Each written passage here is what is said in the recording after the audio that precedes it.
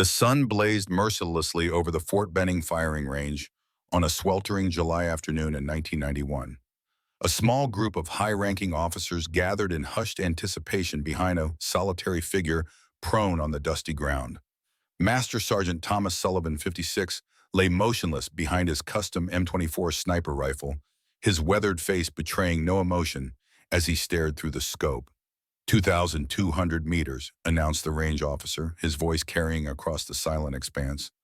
Wind variable at 6 to 8 knots. Temperature 103. Target acquisition confirmed.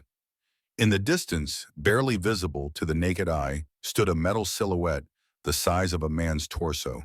At this range, hitting such a target wasn't just difficult. Veterans, among the observers, considered it nearly impossible under these conditions. Sullivan took a slow, measured breath. His finger caressed the trigger with practiced precision, the culmination of thousands of hours and countless missions across decades of service. Time seemed to slow as he exhaled, creating a perfect moment of stillness within the chaos of environmental variables. The rifle cracked its report, echoing across the range. 4 seconds later, an eternity, in the minds of the observers, the distant silhouette rang with the unmistakable sound of a direct hit. "Center mass," confirmed the spotter, disbelief evident in his voice. "Perfect shot." The small crowd of officers erupted in controlled applause. Sullivan rose calmly, his face revealing nothing of the extraordinary feat he'd just accomplished. He simply nodded to the commanding general, handed his rifle to his assistant, and walked away. "Desert Storm's best kept secret," murmured one colonel to another. Sullivan's eyes see what satellite imagery misses. 32 years later, the sun beat down with similar intensity over Fort Stanton's advanced marksmanship range. The scene was markedly different in a modern facility with electronic scoring systems and a grandstand filled with observers, military brass, and specialized instructors. 6 elite Army Rangers took turns behind an array of cutting-edge sniper systems attempting to hit a target placed precisely 2,000 meters away. 6 shots, 6 misses. "Disappointing," muttered Major Richard Harrison, his square jaw tightening as he surveyed the results. At 45, Harrison carried himself with the unmistakable bearing of a career combat officer. 2 tours in Iraq and 3 in Afghanistan had earned him a chest full of medals and a reputation for uncompromising standards.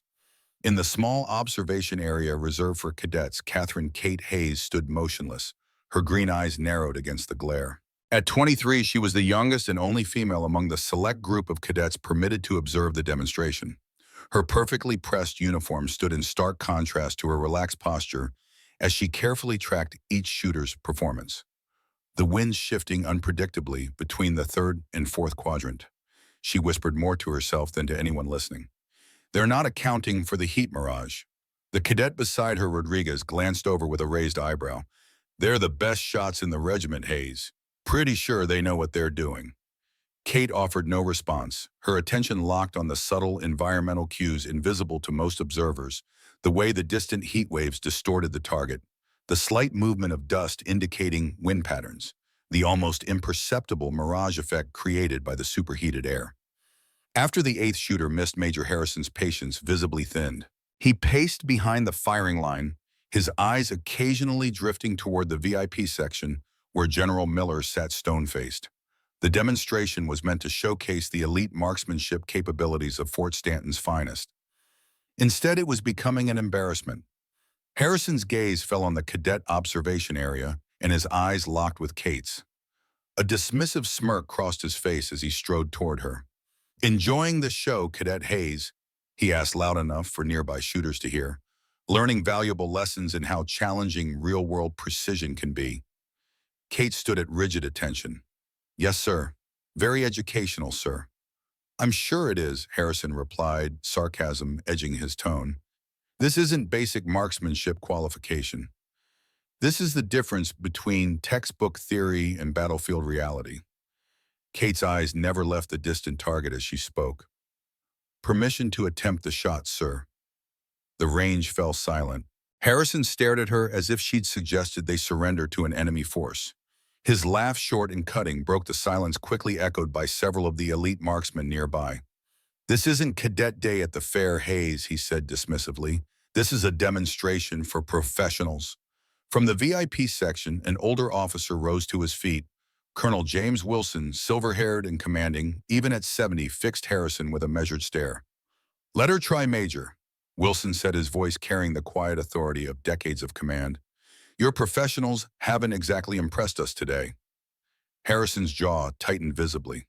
"Fine. One shot, cadet, one shot only." Kate approached the firing position with methodical calm. The Barrett M82A150 caliber rifle lay before her, massive and intimidating. She'd never fired one outside of simulation, but she'd studied its ballistics extensively. As she settled behind the weapon, memories surfaced unbidden. Her grandfather's patient voice guiding her through the fundamentals on their Montana property. His weathered hands adjusting her grip on her first rifle at age 12. "Breathing is everything, Katie. Control your breath, control your destiny." The range had fallen completely silent. Kate blocked out everything: the stares, the smirks, the crushing pressure. She made 3 subtle adjustments to the scope that the previous shooters had overlooked. With practiced precision, she calculated wind drift, bullet drop, and atmospheric distortion. She took a deep breath, held it, and squeezed the trigger. The Barrett roared like an unleashed beast, its massive recoil perfectly absorbed by her positioned body. 2,000 meters away, the steel target rang with a clear, unmistakable ping. "Center mass," the spotter announced, his voice cracking with disbelief. "Perfect hit." The silence that followed lasted only seconds before erupting into chaos. Murmurs, exclamations, and stunned commentary. Kate stood without expression, securing the weapon before stepping away from the firing position. Major Harrison stared at her, his face flushed with a complex mixture of embarrassment, anger, and genuine surprise. Colonel Wilson approached, barely containing his smile. "Impressive shooting, Cadet Hayes." "Thank you, sir," she replied, standing at attention. Harrison found his voice. "Beginner's luck," he snapped. "Anyone can get lucky once." Kate remained silent, eyes forward. "Tomorrow," Harrison said, his voice dangerously quiet. "My office, 0800 hours. We'll see if lightning strikes twice." As the crowd dispersed, Kate felt the weight of countless stares, some impressed, some skeptical, many openly hostile. She had crossed an invisible line, challenging the established order of things. Colonel Wilson leaned closer as he passed. "Your grandfather would be proud," he whispered. Kate's composure nearly broke at the mention of her grandfather. How did the colonel know? But before she could ask, Wilson was gone, leaving her alone with the weight of what she'd just done. The first battle was won, but the war had just begun. Word spread through Fort Stanton like wildfire. By evening, every cadet knew about Kate Hayes' impossible shot. The dining hall fell silent when she entered, conversations halting mid-sentence as all eyes tracked her movement. Kate kept her head, high tray balanced carefully as she navigated the social minefield. No one invited her to sit with them. Some whispered behind cupped hands. Others stared openly with a mixture of awe and resentment. "Room for one more?" Kate looked up to find Rodriguez standing beside her, tray in hand, easy smile on his face. "Thanks," she said, relieved to have an ally. Rodriguez sat across from her. "So you're the girl who showed up, the snake pit of special ops wannabes," he said, keeping his voice low. "Bold move, Hayes." "I wasn't trying to show anyone up," Kate replied. "The shot needed to be made." Rodriguez studied her. "That's a 2,000-meter shot with a rifle you'd never fired before. Most career snipers would sacrifice their trigger finger for that kind of skill." Kate focused on Der Fudentum. "My grandfather taught me," she said simply. "Must have been some grandfather." Before she could respond, a shadow fell across their table. Major Harrison loomed over them, his face a mask of tightly controlled anger. "Enjoying your 15 minutes, cadet?" Kate instantly stood at attention. "No, sir. Just having dinner, sir." "My office, 0600 hours earlier than planned. I have something special prepared for you." He leaned closer. "Hope you're not a one-trick pony, Hayes." "I'll be there, sir." As Harrison walked away, Rodriguez whistled low. "He's going to make you pay." "I know," Kate said quietly. That night, sleep evaded her. Kate lay on her bunk staring at the ceiling, her grandfather's dog tags clutched in her hand. The metal was worn smooth from years of being handled, a tangible connection to the man who had shaped her life. Thomas Sullivan had been more than a grandfather to her. After her father was killed in Afghanistan in 2002, and her mother worked double shifts to keep them afloat, it was Grandpa Thomas who had raised her, who had recognized something in her that others missed. The memory came flooding back with perfect clarity. She was 13, visiting his cabin in the Montana foothills. He had taken her hunting as he did every fall, but this time was different. "Watch me first, Katie," he had said, settling into position on a ridge overlooking a valley. A target was set up on a tree nearly 800 yards away, an impossible distance for a hunting rifle, she'd thought. But her grandfather made the shot look effortless. Then he turned to her. "Your turn." "I can't hit that, Grandpa." "Yes, you can. You've got the gift. I saw it the first time you picked up a BB gun. You see differently than most folks. You feel the wind. You understand distance in your bone." She had missed that first attempt, and the second. On the third try, following his careful guidance about breathing and wind compensation, she'd clipped the edge of the target. Her grandfather had smiled like she'd just won an Olympic gold medal. "That's my girl," he'd said. "That's my Hayes." The memory faded as Kate checked her watch. 4:30 hours. Sleep wasn't coming. She slipped from her bunk, dressed quietly, and headed to the small memorial garden at the edge of the base. Dawn was just beginning to paint the eastern sky when she arrived at the stone monument honoring Fort Stanton's fallen. Early riser. Kate spun around to find Colonel Wilson standing a few yards away. She snapped to attention. "At ease, cadet," he said, walking closer. "I come here most mornings myself. Helps clear the head." "Yes, sir." Wilson studied her for a moment. "You created quite a stir yesterday." "It wasn't my intention, sir." "Intentions rarely matter in the military, Hayes. Results do." He gestured toward a nearby bench and they both sat. "Harrison is going to try to break you today." Kate nodded. "I figured as much, sir." "He's embarrassed, made worse because it was a cadet who showed him up, a female cadet at that." "I just made a shot, sir." Wilson smiled slightly. "A shot that half the special operations community couldn't make on their best day." He paused. "I knew your grandfather, you know." Kate's head snapped up. "You did, sir." "Thomas Sullivan, Berlin, 1978. I was a Green Lieutenant. Your grandfather was a staff sergeant then. Best marksman in the entire theater." Kate's throat tightened. Her grandfather had rarely spoken of his operational history. "He saved my unit.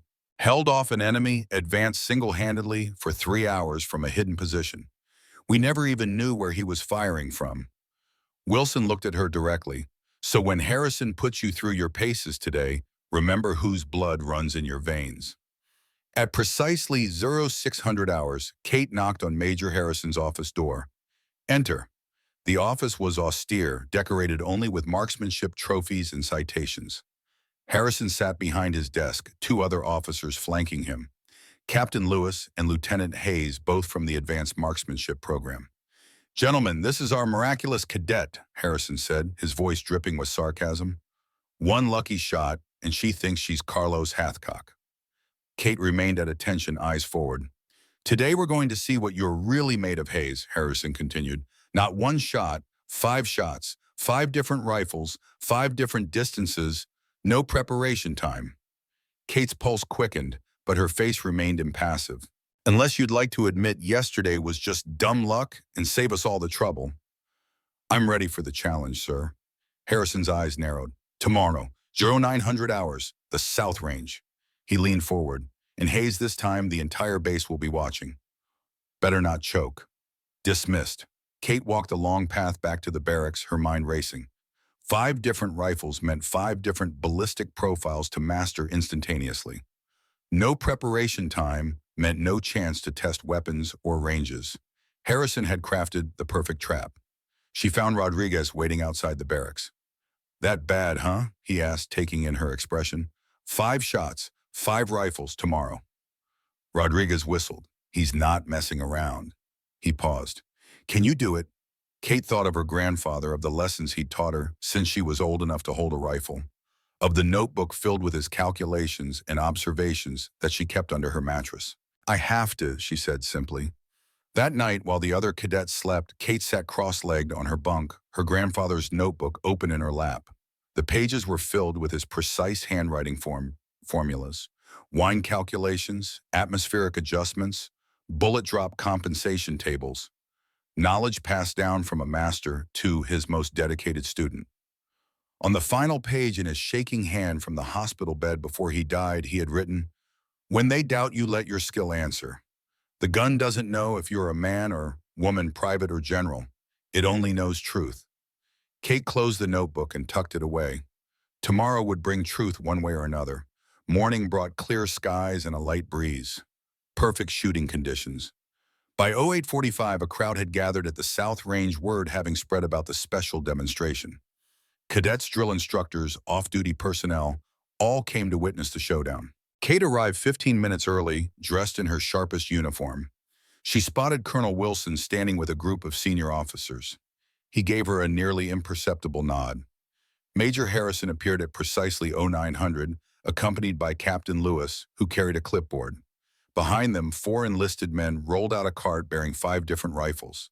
Kate recognized them immediately: a standard M4 carbine, and an M24 sniper weapon system, an M110 semi-automatic sniper system, an M14 enhanced battle rifle, and at the end the Barrett M82A1 from yesterday.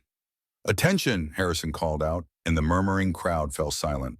Yesterday, Cadet Hayes made what some considered an impressive shot. Today we'll see if that was skill or just beginner's luck. He turned to Kate. 5 shots, 5 different weapons, 5 different targets, no preparation time. You'll have 30 seconds with each weapon before firing. Kate nodded, her face betraying nothing. First up, M4 carbine.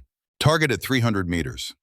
A simple start. The M4 was standard issue and 300 meters was within its effective range. Kate stepped forward, picked up the rifle, and quickly checked its sight alignment. 28 seconds later, she fired. The target, a standard silhouette, showed a clean hit through center mass. Harrison's expression didn't change. M24, target at 800 meters. The bolt-action M24 was a dedicated sniper rifle. Kate had fired one during basic marksmanship training, but not at this distance. She settled behind it, made rapid adjustments to the scope, and squeezed the trigger just as Harrison called time. Another hit. Dead center. The crowd's energy shifted. This was no fluke. M110, target at 1100 meters. Kate had never fired an M110 before, but she'd studied its ballistics extensively in her grandfather's notes. She took her position, calculated adjustments on the fly, and fired. Hit not center mass, but within the target's inner ring. Harrison's jaw tightened visibly. M14 EBR, target at 600 meters. Moving target. The challenge was escalating. A moving target required leading the shot, calculating where the target would be when the bullet arrived. Kate settled behind the M14, tracked the target's movement, and fired. Hit. The crowd gasped. Harrison's face had turned a deep red. Final test. Barrett M82A1, target at 1800 meters. You have 1 minute. Kate approached the Barrett with the same calm focus she'd shown yesterday. But Harrison wasn't finished. And to make things interesting, we've added a crosswind simulator. On cue. Powerful fans roared to life on either side of the range, creating variable gusting winds that would make calculation nearly impossible. Colonel Wilson stepped forward. "That wasn't part of the agreement, Harrison." "Testing real-world conditions, Colonel," Harrison replied with a thin smile. "Unless Cadet Hayes would like to concede." All eyes turned to Kate. She met Harrison's gaze directly. "No need, sir. I'm ready." She took her position behind the Barrett, the same rifle she'd used yesterday. But today's shot was different, shorter range, but with unpredictable wind conditions. Kate closed her eyes briefly. Her grandfather's voice seemed to whisper in her ear. "Feel the wind, Katie. Don't just measure it. Feel it on your skin and your hair." She opened her eyes with new determination, made 3 quick adjustments to the scope, and settled her breathing. The fans created chaotic air patterns, but beneath the chaos was a rhythm. Kate waited. 10 seconds passed. 20. The crowd grew restless. Then in a brief moment, when the wind patterns synchronized, she fired. The report of the Barrett echoed across the range. Long seconds passed as everyone waited for the spotter's call. "Hit! Center ring!" The crowd erupted. Cadets cheered openly. Even some of the officers nodded in approval. Kate stood, her face still composed, though her heart hammered in her chest. Colonel Wilson approached, standing between her and Harrison. "I believe that concludes today's demonstration." Harrison's face was a storm cloud. "Just because she can shoot doesn't mean," Wilson interrupted firmly, "that Cadet Hayes has exceptional skill that we should be developing, not testing to destruction." He turned to Kate. "Well done, Cadet. You're dismissed." As Kate walked away, the crowd parted before her faces showing new respect. Rodriguez fell in step beside her.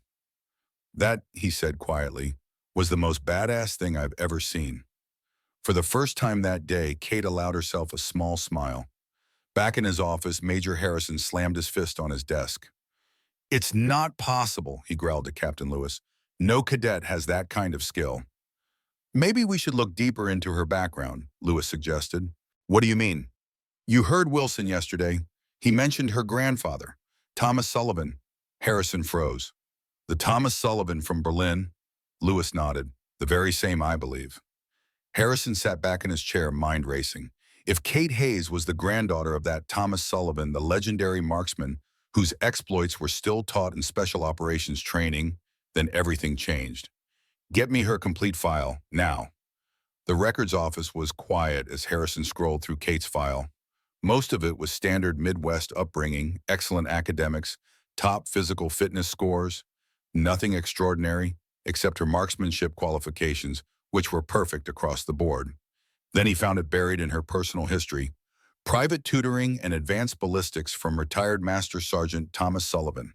Harrison's fingers flew across the keyboard, pulling up military archives. Sullivan's service record appeared on screen, heavily decorated with commendations.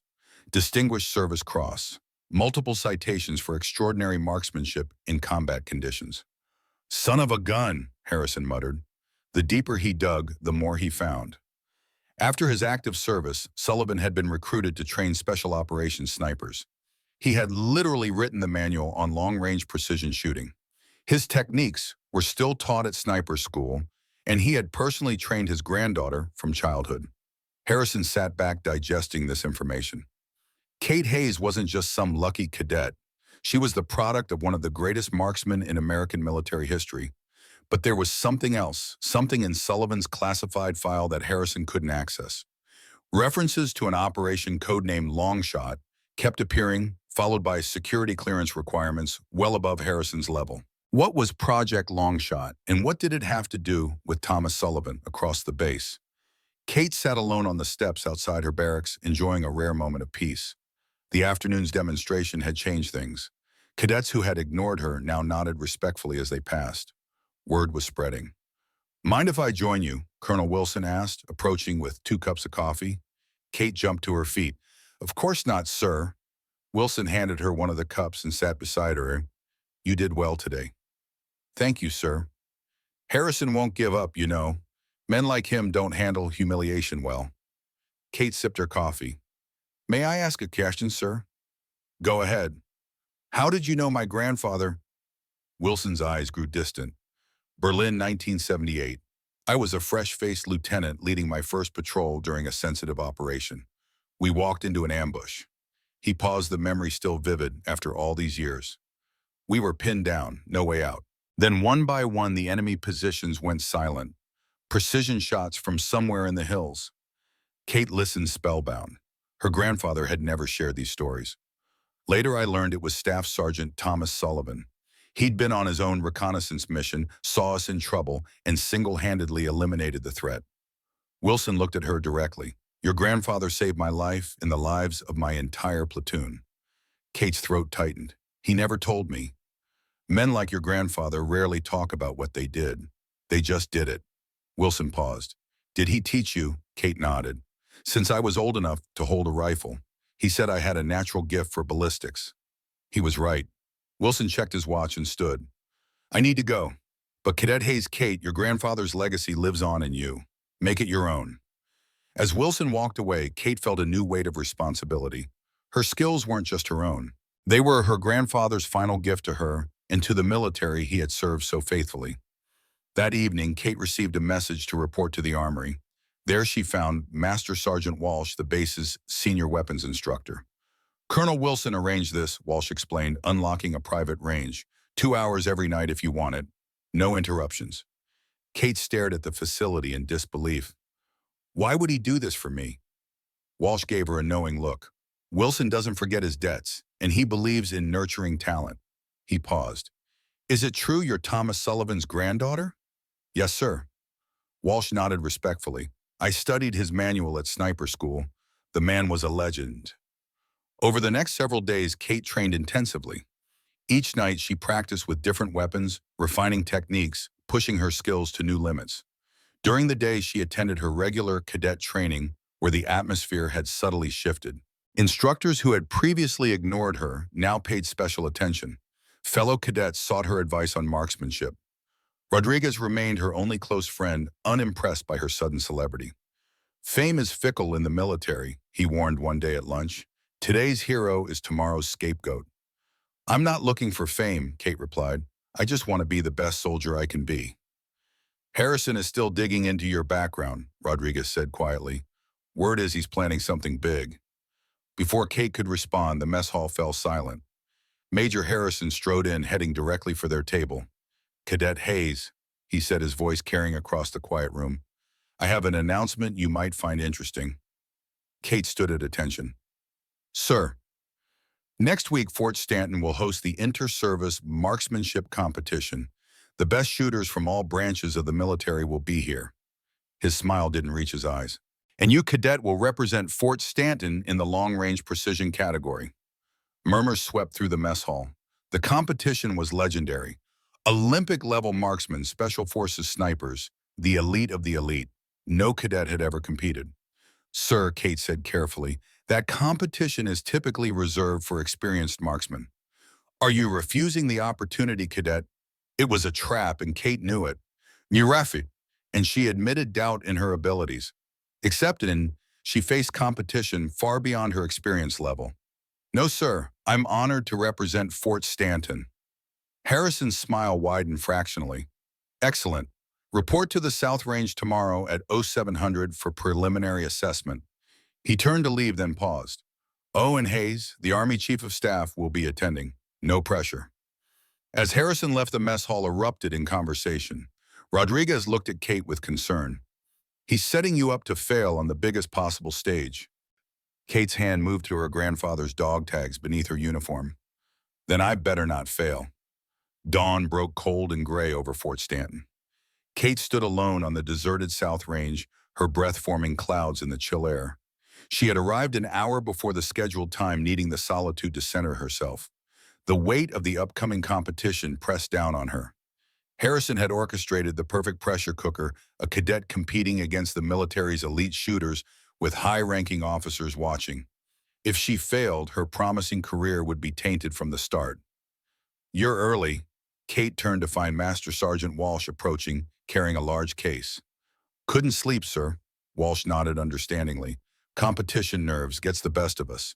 He set down the case and opened it, revealing a custom M24 sniper rifle. Colonel Wilson thought you might want to train with this. It's similar to what you'll use in the competition. Kate's eyes widened. The rifle was a masterpiece, precision crafted with a match-grade barrel and custom stock. This is Colonel Wilson's personal weapon, Walsh explained. He used it to win the competition 3 years ago. I can't accept this, Kate said, stunned by the gesture. It's not a gift, cadet. It's a loan. Walsh's weathered face broke into a rare smile.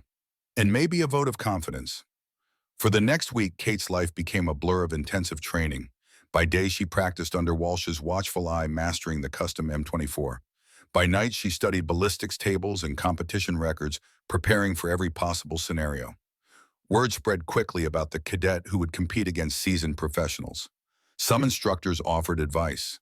Others predicted humiliating failure. Harrison himself made daily appearances at the range, watching with cold eyes, looking for any sign of weakness. 4 days before the competition, Kate was cleaning her rifle when Rodriguez rushed into the armory. You need to see this, he said, handing her his tablet.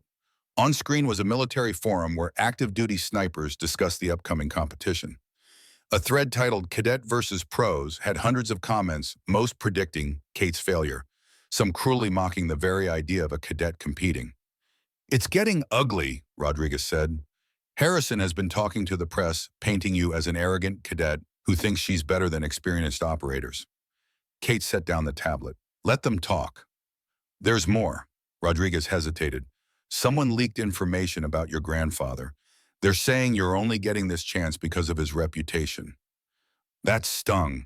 Kate had never used her grandfather's name for advancement. Few people had even known the connection until recently. Focus on what matters, she said firmly, returning to her rifle. The rest is just noise. That evening, Colonel Wilson found Kate at the memorial garden sitting alone in the fading light. Rough day, he asked, joining her on the bench. Just focusing, sir. Wilson studied her. Harrison is playing psychological warfare. It's what he does. I've noticed. Your grandfather faced the same tactics in Berlin. The enemy put a bounty on his head. Wilson paused. Did he ever tell you how he handled the pressure? Kate shook her head. He told me once that he never thought about the enemy watching for him. He only thought about watching for the enemy. Changed the equation completely. Wilson stood. The competition isn't about you against other shooters. It's about you against the target. 3 days before the competition, Kate arrived at the range to find it unexpectedly crowded. A group of Navy SEALs had arrived early to train their distinctive trident visible on their uniforms. As Kate set up her position, she felt their eyes on her. One of them, a senior chief with weathered features, approached.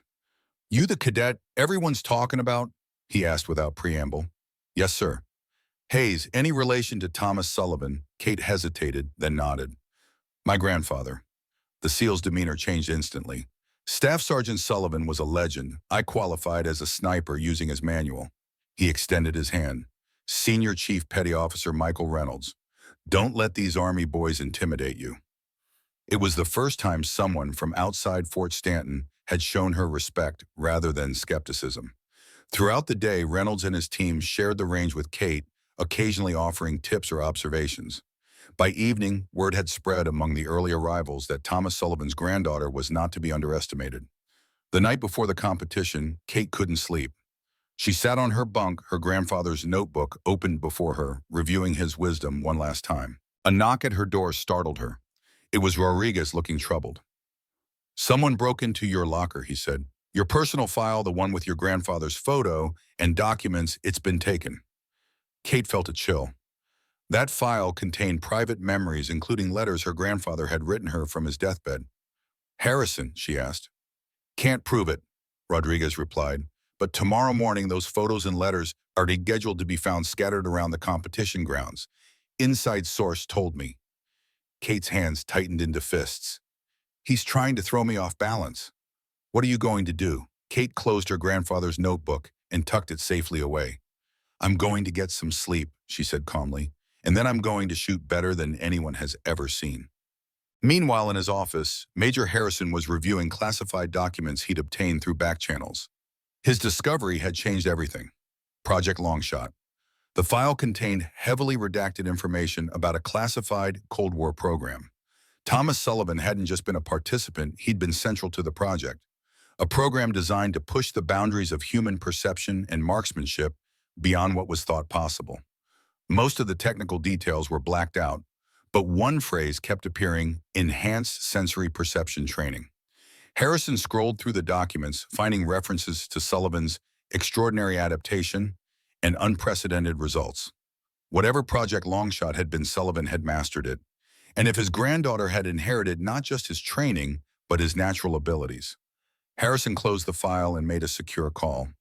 Sir, this is Major Harrison at Fort Stanton, regarding Project Longshot. Yes, sir. I believe we may have found another candidate. Sullivan's granddaughter. He paused, listening. Yes, sir. She's competing tomorrow. You'll be able to observe firsthand. As he hung up, Harrison stared at the photo of Kate Hayes on his screen. This wasn't about humiliating a cadet anymore. This was about uncovering the truth about Project Longshot, a truth that had been buried for decades. Whatever happened tomorrow would reach far beyond a simple marksmanship competition. The stakes had just become national security. Dawn broke over Fort Stanton with military precision, casting long shadows across the competition grounds. The annual Ranger Stakes marksmanship competition had transformed the base overnight. Grandstands erected. Flags from all service branches flying proudly. Specialized ranges configured for challenges that would push even elite marksmen to their limits. In the pre-dawn darkness, Kate Hayes knelt alone at the far end of the practice range. She'd arrived hours before the official warm-up period, seeking solitude to center herself. The custom M24 sniper rifle lay before her, field-stripped, for a final inspection. Each component reflected her meticulous attention, Barrel cleaned to perfection, scope lenses, immaculate action cycling with butter-smooth precision. Most competitors are still having breakfast, came a familiar voice. Kate looked up to find Colonel Wilson approaching, steam rising from two coffee cups in his weathered hands. Couldn't sleep, sir, she admitted, accepting the offered cup. Wilson settled beside her, his movements betraying the stiffness of age and old combat injuries. Your grandfather had the same habit. Night before an operation, he'd be up cleaning his rifle while everyone else caught what sleep they could. Kate reassembled the M24 with practiced efficiency. Did you serve with him often? Berlin was just the beginning, Wilson said, his eyes distant with memory. We ran operations across the Eastern Bloc during the Cold War, places that still don't appear in declassified records. He paused, sipping his coffee. Nicaragua, 1986. Unofficial operation.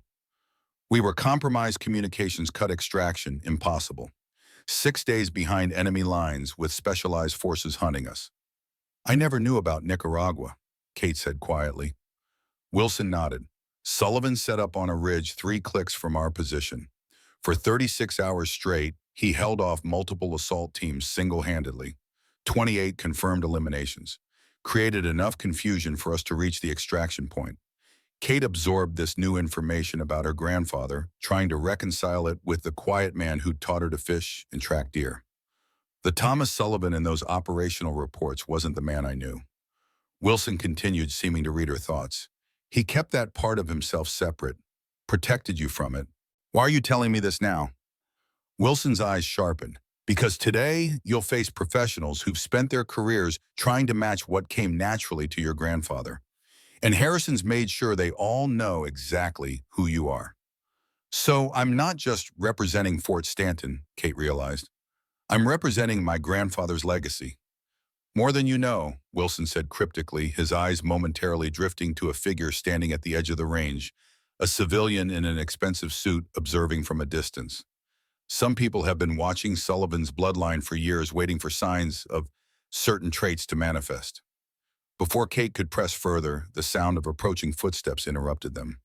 Master Sergeant Walsh appeared accompanied by a stranger in Navy fatigues. Cadet Hayes, Walsh said formally. This is Senior Chief Petty Officer Michael Reynolds, SEAL Team 6. He's requested a moment of your time. Well, Reynolds was a study in controlled power, mid-30s with the weathered complexion of someone who'd spent years in harsh environments. His eyes, a penetrating blue, assessed Kate with professional curiosity, rather than the dismissiveness she'd grown accustomed to. Mind if we talk privately? Reynolds asked. Wilson exchanged a look with Walsh, then nodded to Kate. We'll see you at the opening ceremony. When they were alone, Reynolds crouched beside Kate's rifle, examining it with expert appreciation. Custom Macmillan stock, match-grade barrel. This was Sullivan's configuration, wasn't it? A variation of it, Kate acknowledged. You knew my grandfather. Not personally, but my grandfather did. Chief Petty Officer William Reynolds. He trained under Sullivan in '92. Kate's eyes widened with recognition. The Gulf War sniper program. Reynolds nodded. 30 years later, the techniques Sullivan taught are still the foundation of our advanced training. He studied her face. He showed my grandfather a notebook once, full of calculations and methodologies that went beyond standard doctrine. Kate tensed slightly. My grandfather said Sullivan could perceive environmental factors others couldn't detect. Micro shifts in air density, subtle wind patterns, even the Earth's rotation at extreme distances. Reynolds leaned closer. He called it seeing with more than your eyes. Why are you telling me this?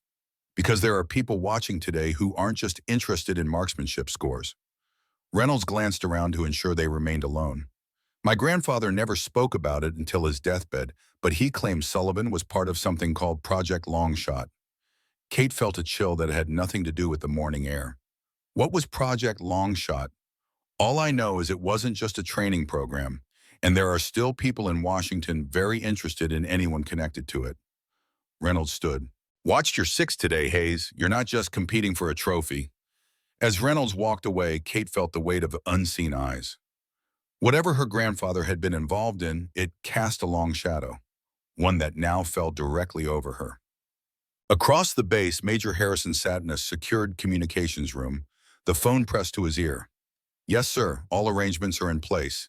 The observation team will have full access to monitor her performance. He listened for a moment. Understood.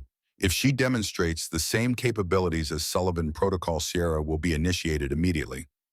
Harrison replaced the receiver, turning to find Captain Lewis watching him with open curiosity. Sir, may I ask what this is really about? This seems excessive for embarrassing a cadet. Harrison considered his subordinate carefully.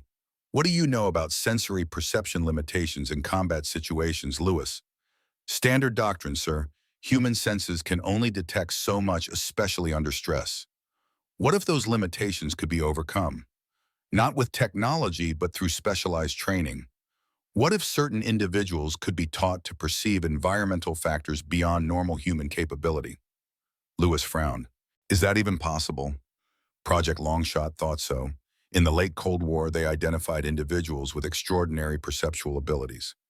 Sullivan wasn't just their star pupil. He helped develop the methodology.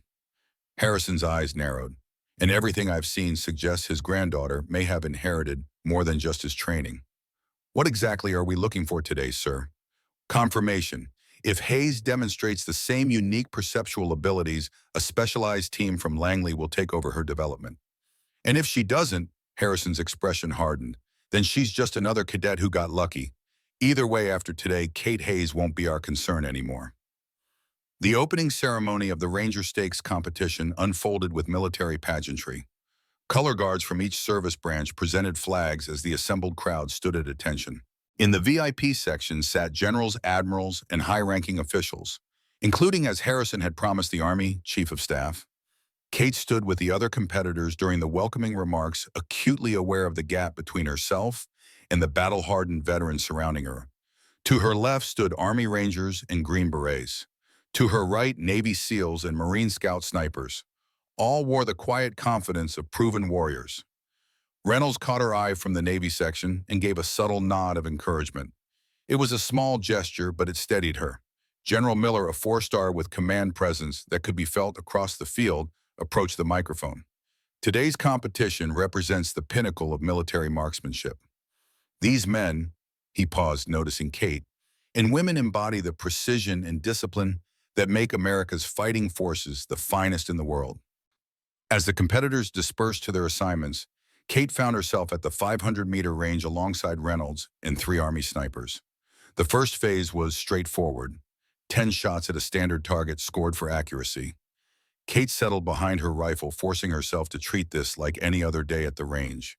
Her first shot struck just off center. Not perfect, but solid. By her 5th shot, she had found her rhythm. Her final 5 shots grouped tightly in the center ring. When the targets were scored, Kate ranked 3rd in her group behind Reynolds and a Ranger staff sergeant, but ahead of the other 2 competitors. She had survived the first cut. The crowd had grown throughout the morning. Now, as the second phase began, the grandstands were packed with spectators.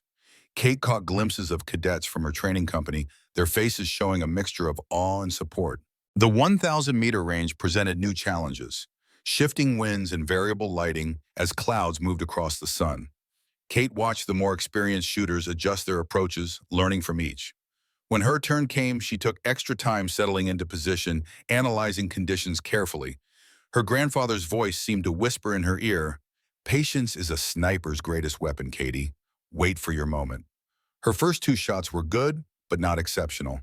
On her 3rd attempt, she made a subtle adjustment to her breathing pattern. The remaining shots were nearly perfect, all striking within inches of center mass. The scoreboard confirmed what many were beginning to accept. Cadet Kate Hayes had advanced to the final phase, ranking 4th overall among the 20 elite shooters. Major Harrison stood at the edge of the range, his expression darkening with each successful shot Kate made. This wasn't how his plan was supposed to unfold. The cadet should have cracked under pressure, embarrassed herself, and by extension, him for selecting her. "Surprising performance from your cadet," General Miller said, approaching Harrison. "When you said you were entering a second-year cadet, I thought you'd lost your mind." Harrison forced a smile. "Hayes has shown unexpected aptitude, sir." "Aptitude?" Miller raised an eyebrow. "That's more than aptitude. That's genuine talent." He studied Harrison's face. "You didn't expect her to make it this far, did you?" Before Harrison could respond, Colonel Wilson joined them. "General Miller, I see you've met our rising star." "Indeed. though Major Harrison seems less enthusiastic about her success than one might expect from her commanding officer. Wilson's eyes locked with Harrison's. The Major is learning that appearances can be deceiving. As they spoke, Kate cleaned her rifle meticulously, preparing for the final phase. The atmosphere among the competitors had shifted subtly. The initial dismissiveness had given way to professional respect. These men recognized skill when they saw it. Reynolds approached her station. "Holding up okay, Hayes?" "Yes, Senior Chief. Taking it one shot at a time." He nodded approvingly. "Smart. The final phase is where they separate the real shooters from the rest. Variable distances, moving targets, limited time, environmental factors. It's designed to break your concentration." "Thanks for the heads up." Reynolds studied her for a moment. "You shoot like your grandfather. Same patience, same precision." He lowered his voice. "I didn't make the connection at first, but I've seen the old training films. Staff Sergeant Sullivan's techniques are still taught at BDS." Kate looked up surprised. "Training films?" "The Sullivan method of precision marksmanship, standard curriculum for special operations snipers." Reynolds seemed genuinely puzzled. "You didn't know." Before Kate could respond, the announcement came for finalists to report to their stations. Reynolds gave her shoulder a supportive squeeze and moved to his position. The final phase took place on a complex range designed to simulate combat conditions. Targets would appear at random distances between 300 and 1,200 meters. Some would be stationary, others moving. Competitors would have 60 seconds to acquire and engage each target with scores based on both accuracy and time. Kate was scheduled to shoot third after a Marine Scout sniper and before Reynolds. As she waited, she observed the first competitor, carefully noting how he handled the unpredictable sequence, learning from his approach. When her turn came, Kate felt a strange calm settle over her. The crowd, the pressure, Harrison's hostility, all faded away. There was only the rifle, the range, and the targets. The first target appeared at 600 meters, a standard silhouette partially obscured by artificial foliage. Kate acquired it quickly, adjusted for a slight crosswind, and fired. Hit center mass. The second target at 800 meters was moving laterally at walking pace. She tracked it smoothly, leading the shot, just enough to compensate for the target's movement. Another clean hit. By the fourth target, 1,100 meters in simulated rainfall, the crowd had fallen silent, watching in collective awe as the cadet executed textbook-perfect shots under increasingly difficult conditions. The final target appeared at 1,200 meters, barely visible through artificially generated mist. This was the breaking point for many competitors. Kate took a deep breath, adjusted her scope, and waited for a momentary clearing in the mist. Her shot rang out with 3 seconds remaining on the clock. Through the spotting scope, she saw the target shudder with impact. Another clean hit. As Kate rose from her position, the silence gave way to thunderous applause. Cadets who had once snickered at her were now on their feet, cheering wildly. Even some of the veteran competitors nodded in appreciation. Colonel Wilson watched with quiet satisfaction. General Miller turned to Harrison, whose face had gone ashen. "Still think it was luck, Major?" Miller asked pointedly. After the preliminary rounds, Kate found herself qualified for the championship bracket. 8 shooters competing head-to-head in elimination matches. The competition would conclude tomorrow with the final round between the last 2 standing. As she packed her equipment, Kate became aware of a man watching her from the edge of the range. Civilian clothes, military bearing, calculating eyes. One of several she'd noticed throughout the day, observing with more intensity than typical spectators. "Don't look now," Reynolds said, appearing beside her. "But you've attracted attention from men who don't wear their affiliations on their uniforms." "I noticed," Kate replied, continuing to clean her rifle. "Who are they?" "Various interested parties, intelligence community, special access programs." Reynolds' voice dropped lower. "People connected to what remains of Project Longshot." Kate's hands stilled momentarily. "You seem to know a lot about a classified program that officially ended 30 years ago." "Let's just say I have a personal interest," Reynolds replied cryptically. He pressed something into her palm, a small metal pin shaped like a falcon. "If you need help navigating what comes next, wear this somewhere visible. The right people will find you." Before Kate could question him further, Major Harrison approached, flanked by 2 men in dark suits. "Cadet Hayes," Harrison said formally, "these gentlemen would like a word, in private." Reynolds nodded almost imperceptibly to Kate before walking away, leaving her to face Harrison and his companions. "Sir, my office, now." Harrison's office had been transformed. Additional communication equipment, screens displaying security feeds, armed guards outside. The men in suits took positions flanking the door as Harrison gestured Kate to a chair opposite his desk. "This is Deputy Director Thomas Clark, Central Intelligence Agency." Harrison introduced the older of the two men, and Special Advisor James Blackwood, Defense Intelligence Agency.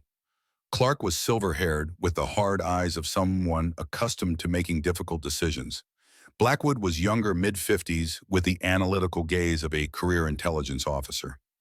"Impressive performance today, Cadet Hayes." Clark began, his voice carrying the polished smoothness of someone who interviewed people for a living. "Reminiscent of your grandfather at his peak." Kate maintained her composure. "Thank you, sir." "I'm curious," Clark continued, "about your training methodology. Those adjustments you made for the final target, quite unconventional." "My grandfather's techniques, sir." "Ah, yes, Thomas Sullivan." Clark shared a glance with Blackwood, a remarkable marksman with unique perceptual abilities. Kate kept her expression neutral. "He was an excellent teacher." "I'm sure he was." Clark leaned forward. "But what interests us is whether he passed along more than just techniques, whether certain genetic traits might have been inherited." The room fell silent as Kate weighed her response carefully. Harrison had retreated to the corner, watching the interaction with undisguised interest. "I'm not sure I understand, sir." Clark smiled thinly. "Project Longshot, Cadet Hayes, your grandfather wasn't just a participant. He was the program's most successful subject, a man whose neurological structure allowed him to perceive environmental factors beyond normal human capability." Kate's pulse quickened, but her face revealed nothing. "This is the first I have heard of any project, sir." "Is it?" Blackwood spoke for the first time, his voice surprisingly gentle. "Sullivan never mentioned his work with enhanced perception training, never explained why he could make shots that defied conventional ballistics. My grandfather taught me fundamentals, sir. Breathing, focus, patience." Clark's eyes narrowed fractionally. "We've been monitoring individuals with specific genetic markers for decades, Cadet. Your DNA was flagged when you entered basic training. We've been waiting to see if you manifested the same abilities.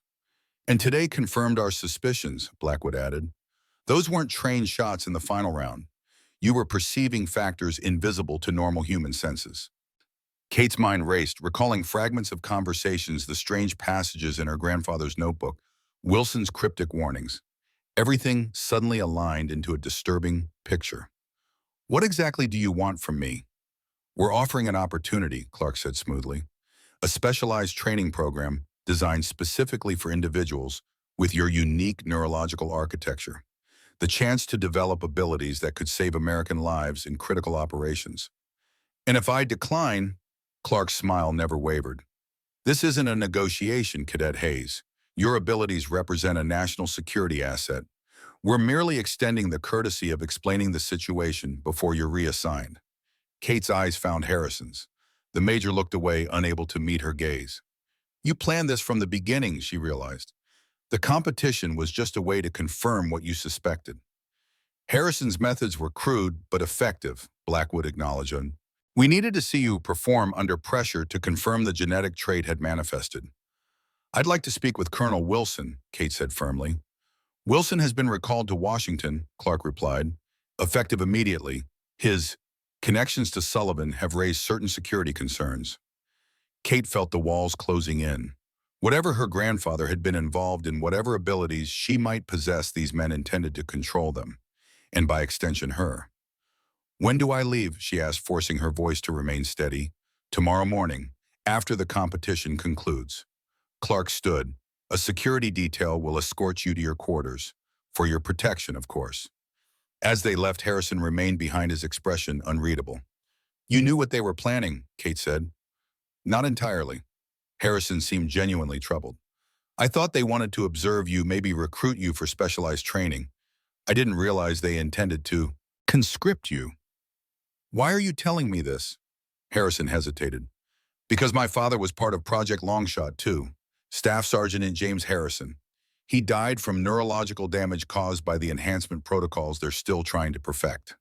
Kate stared at him, reassessing everything she thought she knew about the man. You were trying to protect me by exposing me? I was trying to understand what happened to my father. Harrison moved to his desk, retrieving a folder. The original Project Longshot was terminated after multiple fatalities, but certain elements continued underground, still pursuing the goal of artificially enhancing human perception.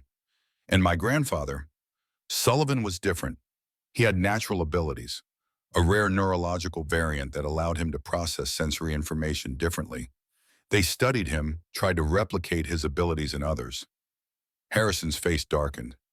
My father was one of their test subjects. Kate absorbed this revelation, pieces falling into place. So today wasn't about humiliating me. It was about confirming I had inherited my grandfather's traits. Yes, and now that they've confirmed it, they won't let you go. Harrison checked his watch. You have until morning to decide what to do. After that, you'll disappear into a classified program just like Sullivan did. He escaped eventually. Only after years of service, and only because he'd become too valuable to control directly. Harrison met her eyes. They'll use you, Hayes, study you, try to replicate what makes you special. Why are you telling me this now? Because whatever happened between Sullivan and my father, your grandfather tried to protect him when the project started killing people. Harrison handed her the folder. I owe him that much.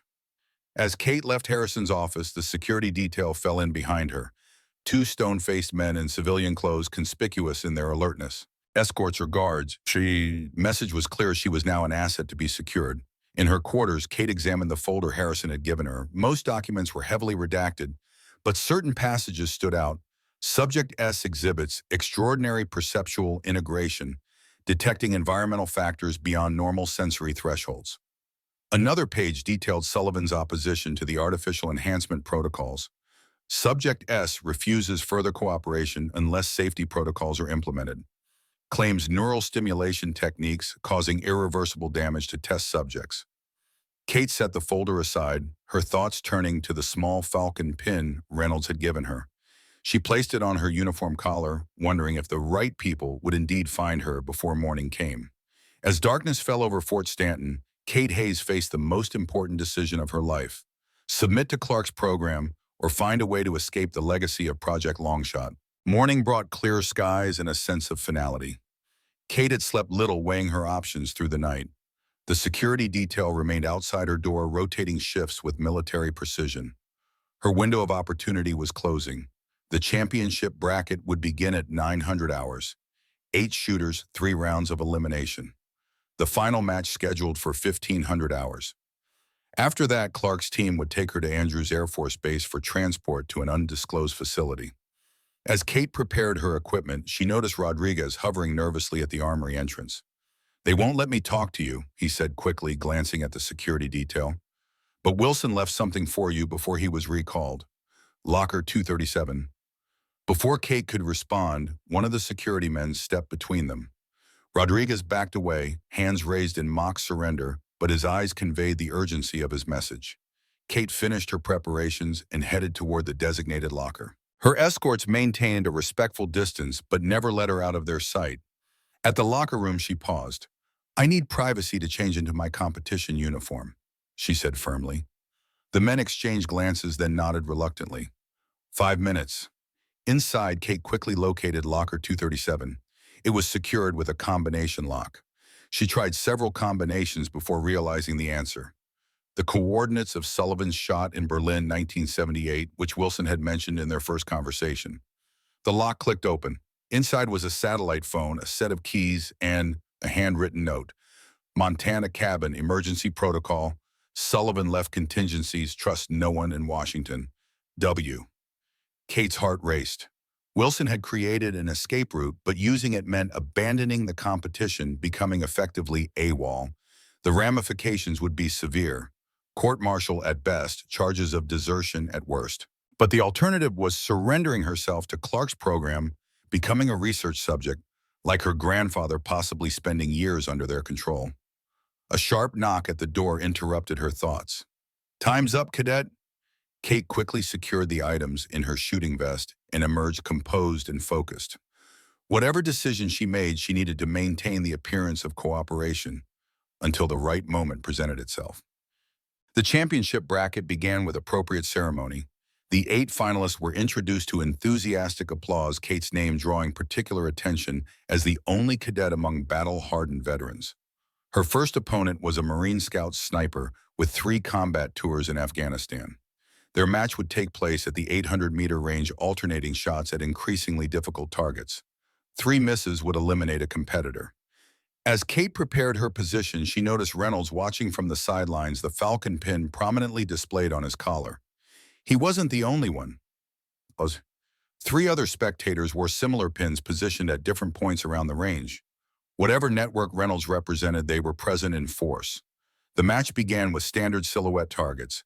Kate and the Marine traded perfect shots through the first 5 rounds, neither showing weakness. Then the challenge escalated.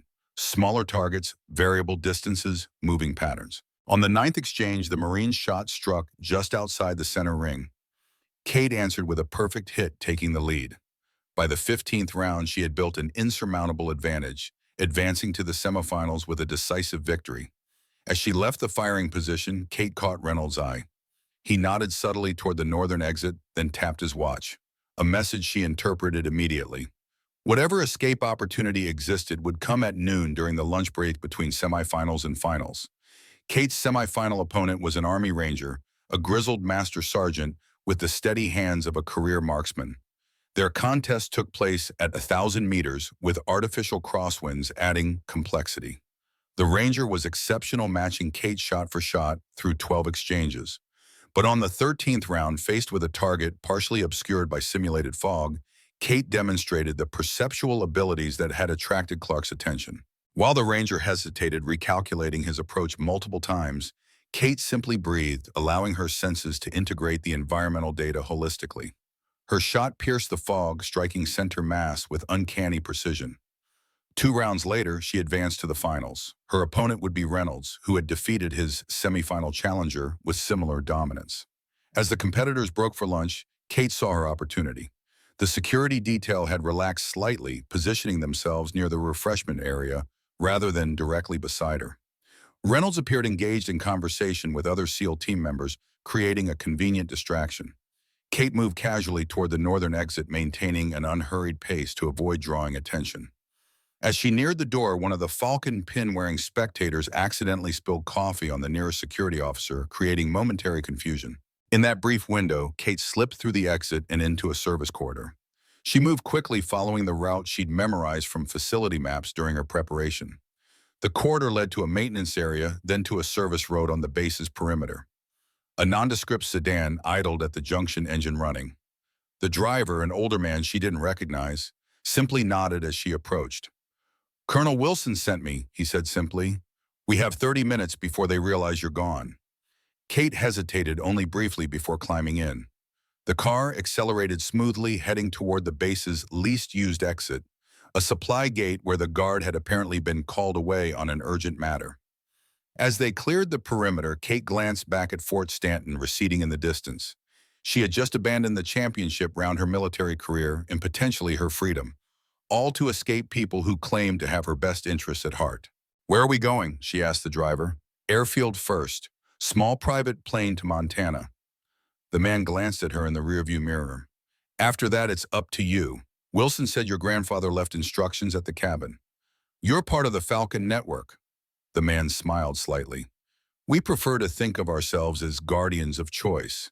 People like you and your grandfather should decide how your abilities are used, not bureaucrats in Washington." Kate sat back, processing the implications. "Reynolds was working with you all along. Michael Reynolds has a complicated position. His grandfather was part of Project Longshot, one of the few who survived the enhancement protocols with abilities intact. Michael himself has certain perceptual advantages." The driver navigated a series of back roads with practiced ease. "He walks a fine line between helping us and maintaining his position within the system." And Wilson, James Wilson, has been protecting Sullivan's legacy for decades. When your abilities began to manifest, he reached out to us. As they approached a small airfield outside town, Kate saw a twin-engine Cessna prepared for departure. 2 figures waited beside it. one unmistakably Reynolds. The car stopped at a discreet distance. Last chance to change your mind, the driver said. Once you board that plane, there's no going back to your old life. Kate thought of her grandfather, of the path he had chosen, and the legacy he had left her.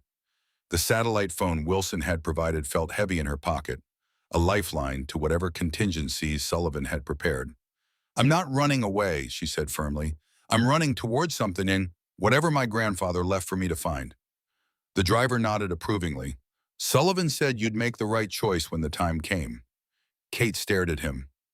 You knew my grandfather. We all did in one way or another. The people wearing falcon pins, we're the ones Sullivan helped escape from Project Longshot over the years. The ones he saved when the enhancement protocols went wrong. The driver extended his hand. James Blackwood, the real James Blackwood, not the DIA imposter who was with Clark yesterday. Kate shook his hand, realizing she had stepped into a world of shadows and mirrors where identities were fluid and alliances complex. They'll come after me, she said. Counting on it, Blackwood replied. That's why we're not hiding you. We're bringing you fully into the network your grandfather helped build. As Kate approached the waiting aircraft, Reynolds stepped forward. Sorry about the championship match, he said with a grim smile. Guess you forfeit. Seems like a small price to pay, Kate replied, eyeing the plane. Where does this really go? Montana first, like Blackwood said. Your grandfather's cabin. Reynolds checked his watch. We have a 20-minute window before they lock down air traffic. After that, it depends what you find there. Kate boarded the aircraft, settling into the co-pilot's seat as Reynolds took the controls. As they taxied for takeoff, she caught sight of military vehicles approaching the airfield at high speed. Company's coming, she warned. Right on schedule, Reynolds replied, calmly advancing the throttle. The Cessna accelerated down the runway, lifting into the air moments before the lead vehicle reached the perimeter fence. Banking north, the aircraft climbed steadily, leaving Fort Stanton and Clark's agents behind. Kate Hayes had made her choice, not to run from her grandfather's legacy, but to discover its true meaning on her own terms. As the plane leveled off, Reynolds handed her a sealed envelope. Sullivan left this with my grandfather years ago, with instructions to deliver it if you ever needed to follow the emergency protocol. Kate opened it carefully. Inside was a single sheet of paper with a handwritten message. Katie, if you're reading this, they found you. The cabin has what you need. Behind the stars is the key, but the real legacy isn't a weapon or a secret. It's the choice I never had. Trust the Falcons. They're the family I found when the project tried to own me. More importantly, trust yourself. Your abilities are yours, not theirs. I'll find you when it's safe. All my love, Grandpa. Kate stared at the signature, the implications sending shockwaves through her understanding. The message was dated 3 months after Sullivan's supposed death. Her grandfather was alive. The Montana landscape unfolded beneath leaden skies as Kate and Reynolds drove the familiar road to her grandfather's cabin. Located 40 miles outside Bozeman in the foothills of the Bridger Mountains, the property had remained untouched since Sullivan's death, or rather his disappearance, 3 years earlier. How long have you known he was alive? Kate asked, breaking the silence that had persisted since they left the small airfield where their plane had landed. I didn't know for certain until 6 months ago, Reynolds replied, navigating the rutted forest road with practiced skill. That's when he made contact with the Falcon Network again. Said it was time to prepare for your protection. Why fake his death? Why let me believe he was gone? Protection. For both of you. Reynolds glanced at her. Project Longshot never truly ended, Kate. It evolved, splintered into competing programs across multiple agencies. Everyone wanted what your grandfather had, what you've inherited. Natural, perceptual integration beyond normal human capability. But he trained me. He must have known they'd find me eventually. He trained you to control your abilities, to make them appear as learned skills rather than natural talents. Reynolds slowed as they approached a curve. As long as you appeared to be merely exceptional rather than unique, you'd be relatively safe. The cabin appeared through the pines exactly as Kate remembered it. Weathered logs silvered with age-sturdy metal, roof-wide porch where she and her grandfather had spent countless evenings identifying constellations. A perfect retreat for a retired soldier. An ideal training ground for his gifted granddaughter. We need to move quickly, Reynolds said, parking behind the structure. Clark's team won't be far behind. They'll have tracked the plane and monitored transportation options from the airfield. Kate approached cautiously, retrieving the hidden key from its place beneath a false rock. The interior was dusty but undisturbed. Rustic furniture shelves lined with books on ballistics and military history, her grandfather's old recliner still positioned for the perfect view of the mountains through the picture window. "Look behind the place where I first showed you the stars," her grandfather's message had said. Kate moved to the porch, to the spot where Sullivan had set up his prized telescope when she was 7 years old. That first night, he'd shown her Saturn's rings, Jupiter's moons, and explained how ancient navigators used the stars to find their way. The telescope was gone, donated to a local school after his supposed death, but the mounting bracket remained bolted to the porch railing. Kate examined it carefully, finding nothing unusual. She knelt to check the decking beneath. The boards appeared solid, unremarkable. Frowning, Kate stood and surveyed the porch. If not the telescope mount, then what? Where else had he first shown her the stars? Her gaze drifted to the ceiling of the covered porch. Sullivan had painted it a deep blue and attached small phosphorescent stars in accurate constellations. On cloudy nights, they would sit on the porch swing, and he would point out the formations on his artificial sky. "The ceiling," she murmured. Reynolds watched as she pulled the swing aside and examined the ceiling more closely. One section of the boards looked slightly newer than the rest. Using a chair for elevation, she pressed against different points of the ceiling until she heard a faint click. A small panel slid aside, revealing a combination lock. The combination eluded her at first. Her grandfather's birth date number. Her birth date, also no. After several failed attempts, she tried the coordinates of their first shooting lesson together, the ridge where he'd set up the 800-yard target. The lock clicked open. Above the ceiling panel was a concealed storage space. Kate reached in and removed a heavy rectangular case made of reinforced polymer. No markings, no manufacturer's logo. Just a small etching of a white feather. Her grandfather's old call sign from his operational days. Heart pounding, she carried the case inside and placed it on the dining table. The latches opened with a satisfying click, revealing contents that took her breath away. Inside lay a weapon unlike any she had ever seen. At first glance, it resembled an advanced sniper system, long-barreled, precision-engineered, with a sophisticated scope. But the details were all wrong. The materials, the configuration, the integrated technologies, they appeared decades ahead of current military hardware. Beside the weapon lay a leather-bound journal and a sealed envelope with her name written in her grandfather's distinctive hand. Kate opened the envelope, first hands trembling slightly. "Katie," the letter began, "if you are reading this, then you have demonstrated the same gifts that both blessed and cursed me throughout my career. By now, you've likely been approached by individuals claiming to represent government interests. They will offer you opportunities, special training ways to serve your country. Some of these offers may even be genuine. What they won't tell you is the full story of Project Longshot and what they discovered about people like us. The weapon before you is the culmination of my life's work, a system designed specifically for individuals with our unique perceptual abilities. The technical specifications are in the journal, but the important thing to understand is this. What we perceive isn't superhuman. It's simply human potential fully realized. Project Longshot discovered that roughly 1 in 10 million people possess a neurological variation that allows for enhanced sensory integration. We don't see better or hear better in the conventional sense. Rather, our brains process sensory input differently, detecting patterns and correlations that others miss. When this ability is applied to marksmanship, the results appear extraordinary. The project's fatal flaw was attempting to artificially replicate this neurological variation in non-gifted individuals. The results were catastrophic. Now they seek naturally gifted individuals to study and employ. You have choices I never had. The weapon and journal provide leverage, proof of what they did and what they'll do again if not held accountable. Use this knowledge wisely. There are others like us who have remained hidden for decades. Reynolds will know how to find them. Trust your gifts, Katie. They're part of who you are. But never let others define what they mean or how they should be used. That choice belongs to you alone. We'll meet again when it's safe. Love, Grandpa Tom. Kate stared at the signature, her heart racing. The message wasn't just confirmation that her grandfather had been involved with Project Longshot. It suggested he was still alive. "He's out there somewhere," she whispered. Reynolds, who had been keeping watch at the window, turned to her. "What did you find?" Kate passed him the letter. As he read it, his expression shifted from concern to surprise. "So the rumors were true," he said quietly. "Sullivan didn't die. He disappeared." "You didn't know." "I suspected." Reynolds returned the letter. "The Falcon network operates on need-to-know compartmentalization. Each member knows only what's necessary for their role." Kate turned her attention to the journal.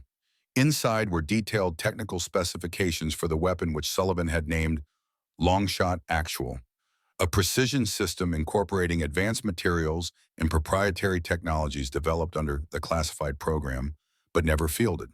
More disturbing were the medical files.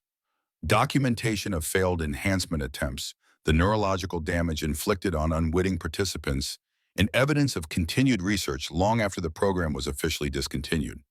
"This is what they didn't want getting out," Reynolds said, examining a page of test results. "Proof that they continued human experimentation even after the program was officially terminated." As Kate absorbed these revelations, a new awareness prickled at the edge of her consciousness. She set the journal down, her senses suddenly alert to something beyond the cabin's walls. A disturbance in the air, a presence where there should be none. "Someone's here," she said softly. Reynolds immediately went on alert, moving silently to the window. "I don't see anything." 3 o'clock.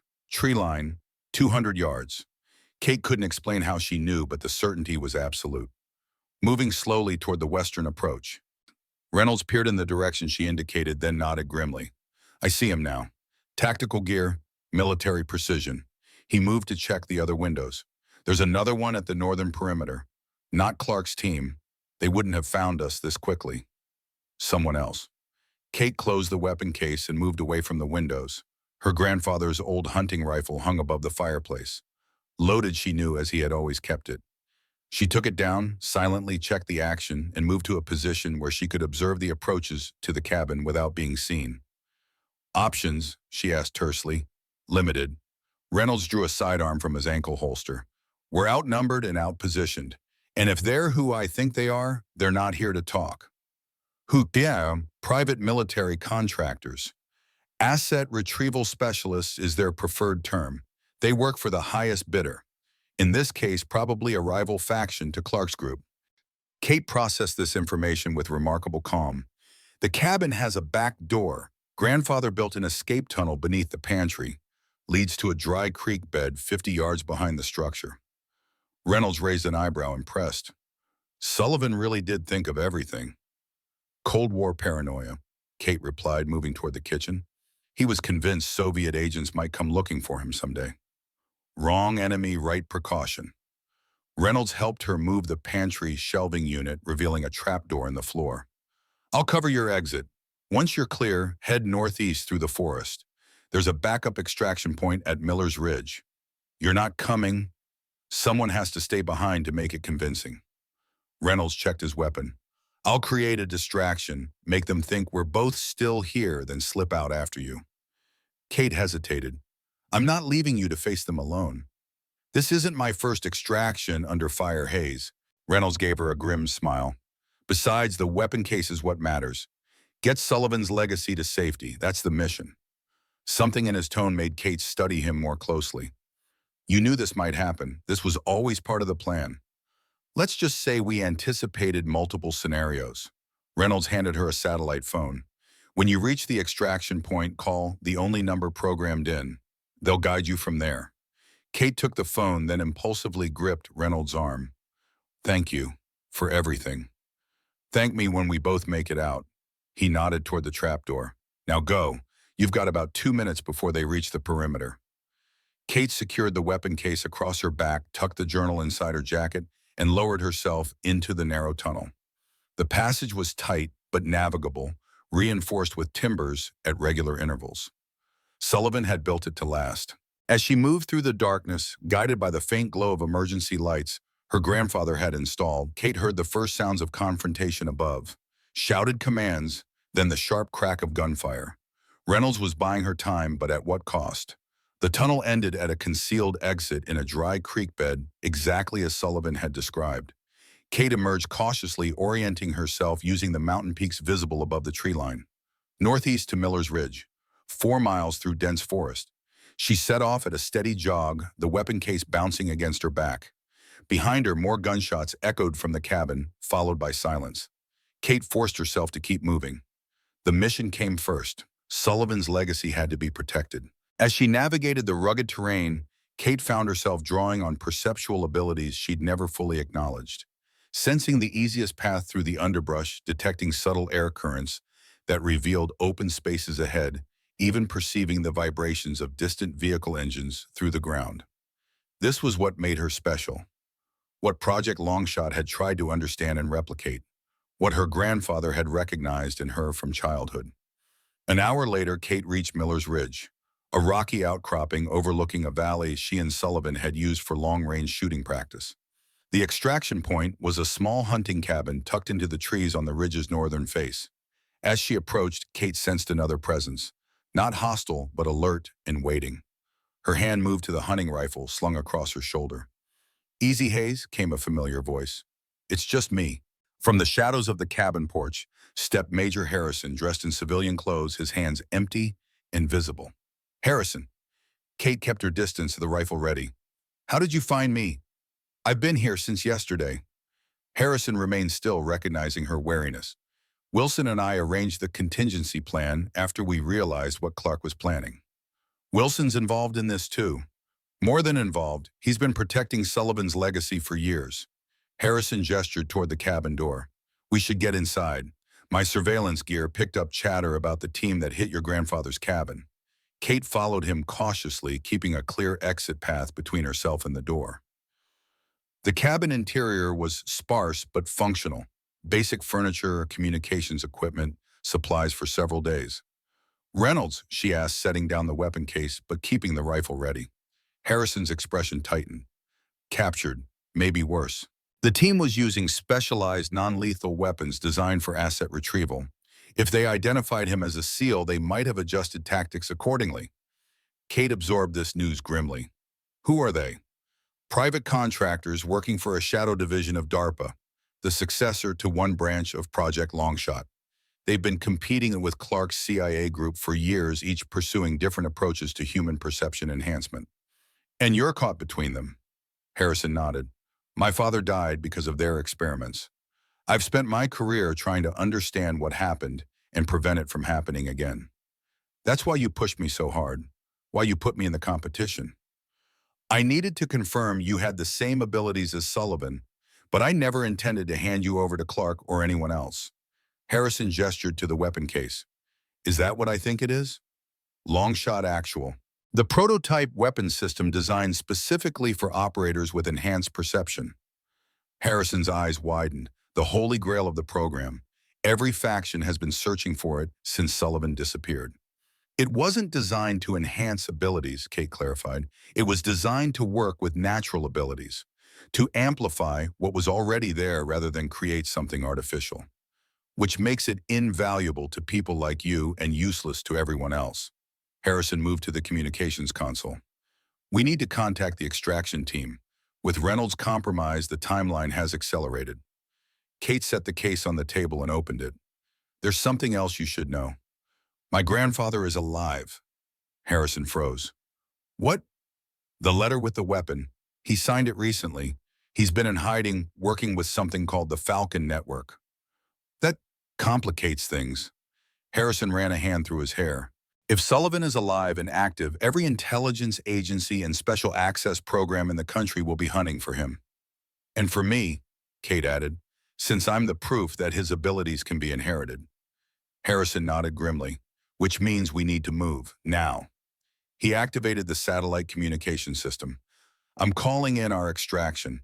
There's a plane waiting at a private airstrip 30 miles from here." "Where will it take me?" "Somewhere safe.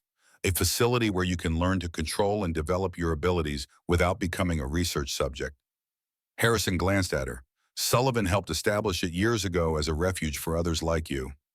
As Harrison made the call, Kate examined the Longshot Actual system more carefully. The design was elegant, advanced, yet intuitive. The scope interface seemed designed to receive and enhance the user's perceptual input rather than merely magnify the target. "They're on their way," Harrison announced, ending the call. ETA 40 minutes. Wheels up as soon as we arrive at the airstrip. Kate closed the weapon case. What about Reynolds? If he's alive, the Falcon Network will extract him. They have resources even I don't know about. And my mother, she'll be a target once they realize I've gone underground. Already handled. Wilson arranged protective custody through military channels. She thinks you're on a classified training assignment. Kate nodded, relief mixing with the weight of her new reality. Her life as she knew it was over. She was now fully enmeshed in the shadow world her grandfather had inhabited, a world of competing government agencies, classified programs, and extraordinary abilities that made her both valuable and vulnerable. One last thing, Harrison said, checking his watch. There's someone who wants to speak with you before the extraction team arrives. He adjusted the satellite communication system, linking it to a secure video feed. The screen flickered and then stabilized, showing a face Kate had thought she would never see again. Thomas Sullivan, older than she remembered, his face more weathered but unmistakably alive, looked back at her with the same kind eyes that had guided her through childhood. "Hello, Katie," he said, his voice catching slightly. "It's been a long time." "Grandpa," Kate whispered, her composure finally cracking. "You're really alive." Sullivan nodded. "I'm sorry for the deception. It was the only way to protect you while your abilities matured." "Where are you, Tutyayaman?" "Somewhere safe, somewhere we'll be reunited soon." Sullivan's expression grew serious. "But first you need to understand what you've inherited, not just the perceptual abilities, but the responsibility that comes with them." "The weapon system," Kate said.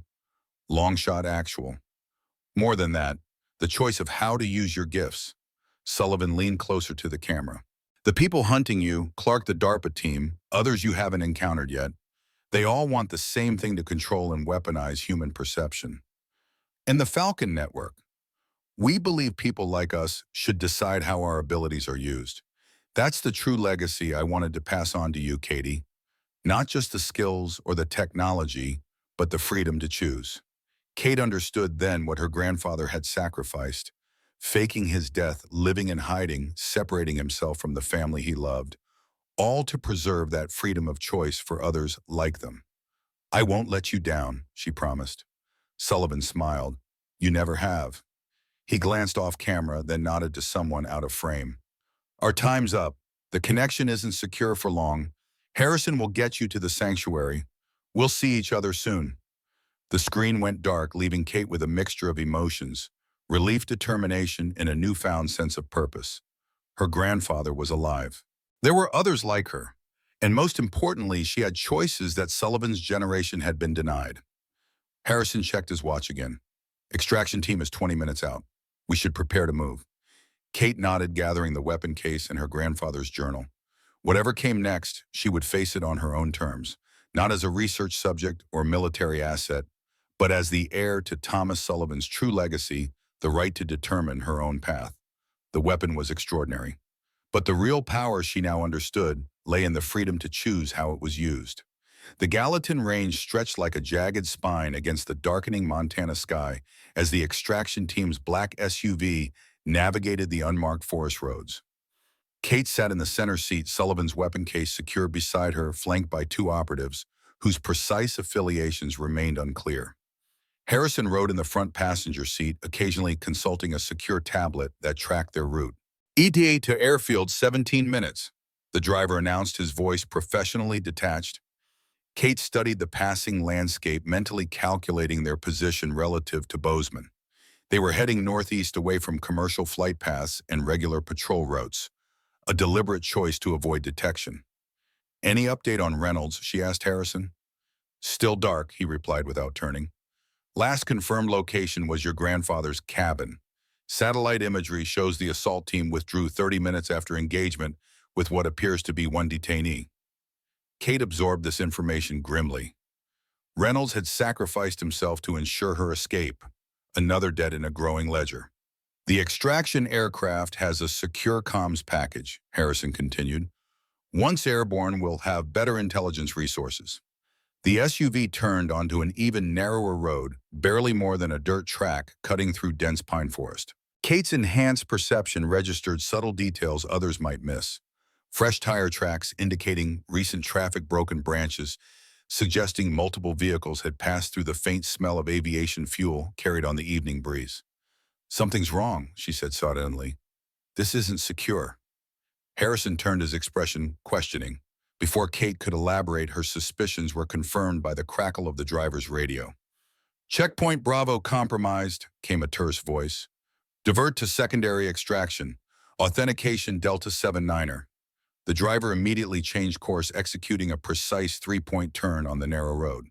"Secondary extraction point is 30 minutes out. Different airfield." "What happened?" Harrison demanded, already checking the secured tablet for updates. "Unknown," the driver replied. "Standard protocol is to assume primary extraction has been compromised." Kate's mind raced, processing the implications. "They're tracking us somehow." "Impossible," said one of the operatives beside her, a woman in her 40s with the hyper-vigilant eyes of someone with special operations background. "We're running full counter-surveillance protocols." But Kate's certainty grew stronger. It wasn't logic or evidence driving her conclusion. It was the same inexplicable awareness that had allowed her to perceive hidden targets at impossible distances. "It's not us they're tracking," she realized. "It's the weapon." Harrison's head snapped around. "What? Long shot actual. It has some kind of embedded tracking system." Kate was already opening the case, examining the weapon more carefully. Grandfather's journal mentioned integrated technologies decades ahead of current military hardware. The operative next to her leaned over. "If there's an active transponder, our countermeasures should have detected it. Unless it's using technology your countermeasures aren't designed to detect." Kate ran her fingers along the weapon's stock, feeling for anomalies in the material. Near the cheek rest, her enhanced tactile perception detected a slight temperature differential, a section minutely warmer than the surrounding composite. Using her pocket knife, she carefully pried at the section. A small compartment opened, revealing a device unlike any conventional tracker. No visible power source, no standard transmitter components, just a crystalline structure embedded in a metallic housing. "Quantum entanglement beacon," Harrison muttered, examining the device. "Theoretical technology. Pairs of particles separated by distance, but maintaining instantaneous correlation. One particle here, its pair at the monitoring station. Impossible to detect because it doesn't transmit conventional signals." "Can we disable it?" the driver asked, accelerating through a sharp curve. Kate stared at the device, an idea forming. "Better, we can use it." "How, Tom?" "Misdirection." Kate carefully removed the beacon from its housing. "They're tracking the device, not us. We send it one direction, we go another." Harrison nodded, understanding immediately. "We need a decoy vehicle." "Already on it," the female operative said, activating a secure phone. "I can have a drone vehicle deployed in 7 minutes. Autonomous ground transport programmed to simulate human movement patterns." While the operative made arrangements, Kate studied the quantum beacon more carefully. Its design was elegant, sophisticated, the kind of technology that shouldn't exist outside theoretical physics laboratories. "Who has this capability?" she asked Harrison. "CIA, DARPA." "Neither," Harrison replied grimly. "This is beyond even their black budget programs. Whoever built this is operating at a level most intelligence agencies don't even know exists." The SUV pulled onto a Forest Service road, stopping at a predetermined rendezvous point. Minutes later, a second vehicle appeared, an unmarked van with no driver, moving with the slightly too perfect precision of autonomous systems. "Drone vehicle ready," the female operative announced, "programmed to proceed to the primary extraction point, then continue north along predetermined evasion routes." Kate placed the quantum beacon in a protective case and handed it to Harrison. "Will this work?" "Theory says the entanglement link should maintain regardless of shielding. The monitoring station will track the beacon's paired particle, not its electromagnetic signature." Harrison secured the device in the drone vehicle. "But this is bleeding-edge technology. No guarantees." The autonomous van departed, following its programmed route toward the compromised airfield. Kate watched it disappear around a bend, hoping their gambit would buy enough time to reach the secondary extraction point. "We need to move," the driver said. "Different approach to the secondary airfield. Off-road, last 2 miles on foot through forest." As they continued their journey, Kate's thoughts turned to her grandfather. Had he known about the tracking device? Was it part of his plan? A deliberate breadcrumb trail, leading their pursuers away from their true destination? Or was Sullivan himself being tracked? his every movement monitored by forces that had been hunting him since his disappearance. The SUV turned onto an even more remote track, eventually stopping at the edge of a dense forest. "End of the road," the driver announced. "Airfield is 2 miles northeast. We proceed on foot from here." The team disembarked quickly, gathering essential equipment. Kate secured Sullivan's weapon case across her back, the journal safely tucked inside her jacket. Harrison distributed secure communication devices, earpieces with encrypted transmission capabilities. "Maintain visual contact," he instructed. "Standard tactical formation. If we're separated, rally at the aircraft. No heroics." The forest grew darker as the sun dipped below the mountain peaks. Kate moved with surprising confidence through the difficult terrain, her enhanced perception allowing her to navigate obstacles that slowed the others. She found herself instinctively taking point, leading the team along the most efficient path toward their destination. "Hayes," Harrison said quietly, catching up to her during a brief pause. "How are you doing this?" "Doing what?" "Navigating without references. It's like you can see in the dark." Kate hadn't consciously realized what she was doing. "I just feel the terrain, the air currents, the subtle changes in ground density." She struggled to articulate the integrated sensory experience. "It's like reading a map with my whole body." Harrison studied her with newfound respect. This is what made Sullivan so valuable. Not just marksmanship, comprehensive environmental integration. Before Kate could respond, the female operative joined them, her expression tense. "Satellite comms just picked up chatter. The decoy vehicle has been intercepted." "How long?" Harrison asked. 20 minutes ago. They'll know it's empty by now." "Then we're out of time." Harrison activated his comlink. "All elements accelerate to extraction point. Compromise imminent." The team pushed forward at increased pace. Through breaks in the forest canopy, Kate caught glimpses of their destination, a small clearing with a twin-engine aircraft waiting its silhouette barely visible in the fading light. As they approached the tree line bordering the clearing, Kate's enhanced senses detected movement, not from the aircraft but from the surrounding forest.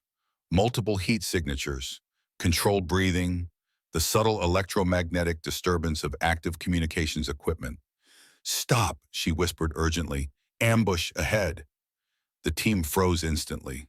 Harrison signaled for defensive positions, then crawled forward to join Kate at the perimeter. "What do you see?" he asked, his voice barely audible. "Not see. Feel." Kate closed her eyes, focusing on the integrated sensory input. 8, no 9 individuals, positioned around the clearing, 2 near the aircraft, professional spacing, military precision. Harrison processed this information with remarkable calm. Options. Kate analyzed the tactical situation, drawing on her grandfather's training and her own unique perceptual advantages. "The aircraft is their focal point. They're expecting us to approach directly." She pointed to the southwestern edge of the clearing. "But there's a drainage culvert that runs beneath their perimeter. I can sense the air movement through it." "You're suggesting we bypass their containment line underground?" "Not all of us, just me."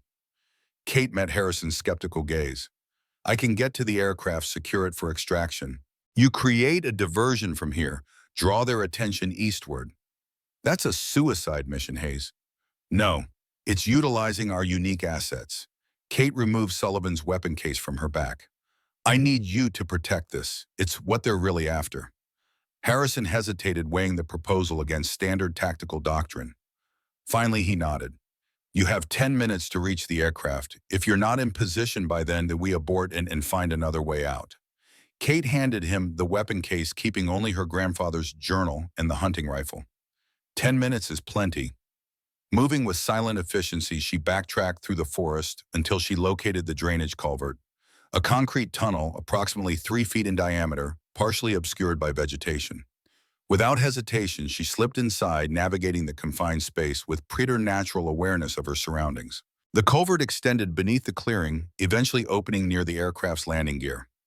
Kate emerged cautiously, remaining in the shadows as she assessed the situation. 2 guards positioned at the aircraft's entry stairs, both armed with suppressed weapons. Professional stance suggesting special operations background. The pilot remained in the cockpit, his silhouette visible through the windshield, presumably being held at gunpoint, though Kate couldn't confirm from her position. She needed a distraction. On cue, Harrison's team initiated their diversion, a controlled engagement at the eastern perimeter. Suppress weapons, fire tactical movements designed to draw attention and resources away from the aircraft. The two guards tensed, listening to communications through their earpieces. One moved toward the commotion, leaving a single guard at the aircraft stairs. Kate waited for the perfect moment, then moved with decisive speed. Approaching from the guard's blind spot, she incapacitated him with techniques Sullivan had taught her years ago. Pressure points and leverage rather than brute force, rendering him unconscious without sound. Securing his weapon, she ascended the aircraft stairs and entered the cabin, weapon raised. The pilot turned, startled by her appearance. "Hayes," he said, recognition in his eyes. "James Blackwood sent me. We need to go now." "Not without the rest of my team," Kate replied, moving to the aircraft door to signal Harrison. "No time," the pilot insisted. "Satellite shows a second assault team inbound, 3 minutes out." Kate made her decision. Using the guard's communication device, she contacted Harrison's. "Aircraft secured. Extraction window closing. Secondary team approaching your position." Harrison's voice came through clearly. "Understood. We'll create exit route for you. Get airborne now." "Not without you," Kate protested. "The mission is the priority, Hayes. Get Sullivan's journal to safety. We'll extract via alternate means." Kate hesitated, torn between loyalty to her team and the strategic imperative. "Confirmed," she finally replied. "See you at the rendezvous." As the pilot initiated pre-flight procedures, Kate secured herself in the co-pilot's seat, watching through the window as Harrison's team engaged the ambush force more directly. A tactical withdrawal designed to create a corridor for the aircraft's departure. The engines roared to life. The small plane taxied quickly across the rough clearing, accelerating into the darkening sky, just as vehicles appeared at the forest's edge. The secondary assault team arriving moments too late. Banking sharply to avoid potential ground fire, the aircraft climbed rapidly, the Montana landscape receding below. Kate watched until Harrison's position was no longer visible, a mix of guilt and determination settling in her chest. "Where are we going?" she asked the pilot. "Secure facility in Wyoming. Codename Haven. It's where Sullivan established the Falcon Network's primary operations center." He glanced at her. "Where your grandfather is waiting."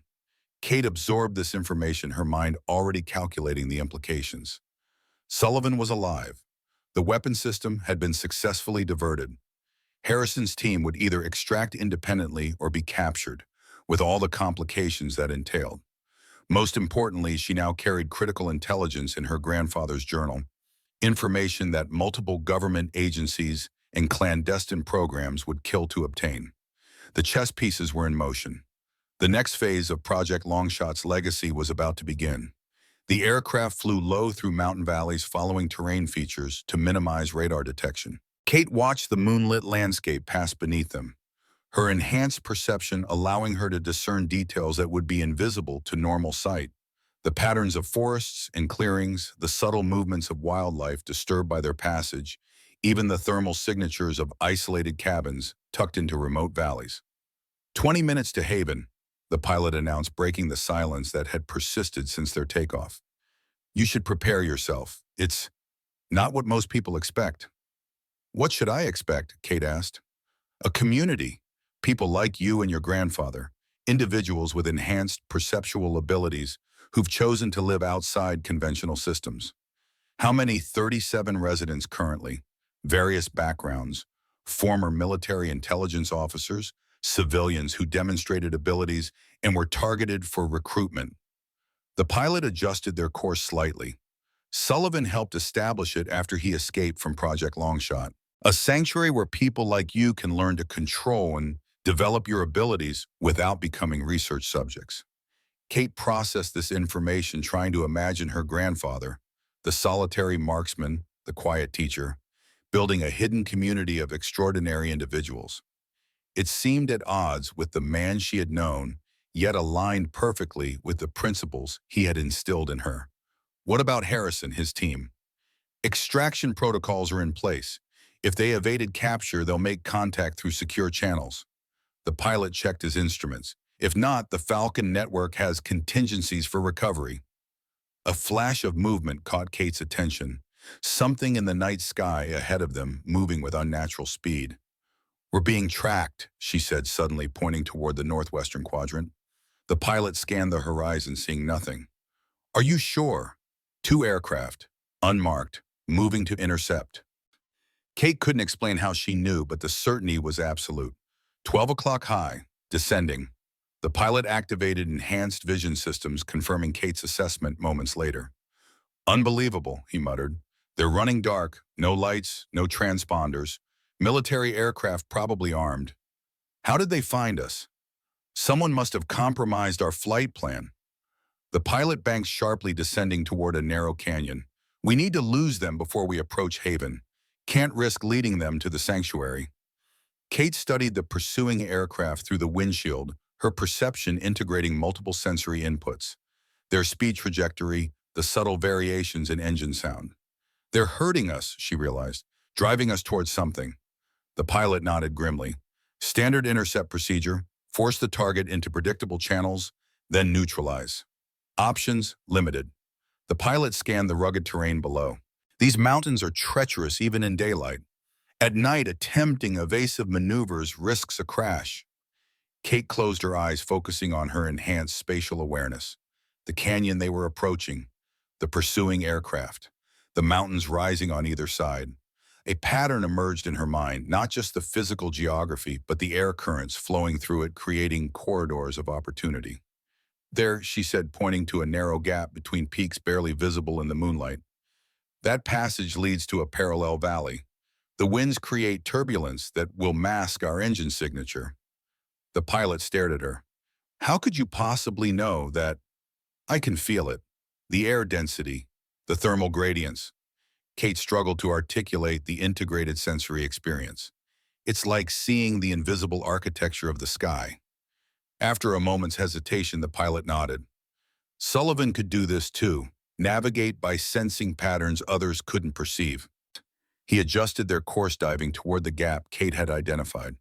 Hold on, this will be rough. The aircraft banked sharply, engines straining as they descended toward the narrow passage. The pursuing craft immediately adjusted their trajectory, accelerating to intercept. They're closing, Kate warned, monitoring their approach through her unique perceptual lens. Lead aircraft is arming weapons systems. They won't fire, the pilot said confidently. They want you alive. The aircraft is expendable. As if to prove him wrong, a warning shot streaked past their wing, a tracer round illuminating their position without causing damage. That's not a capture protocol, Kate observed tensely. They're shooting to disable. Change of plans, then. The pilot pushed the aircraft into a steeper dive, aiming for the gap between peaks with reckless precision. If we can reach that passage, their targeting systems will struggle with the terrain interference. Kate gripped her seat as the aircraft plunged toward the narrow opening, the mountain walls rushing past with terrifying proximity. The pursuing craft fired again. Another warning shot, closer this time, emphasizing the seriousness of their intent. They're splitting formation, Kate reported, sensing the tactical adjustment before it became visible. Attempting to box us in. The pilot cursed under his breath.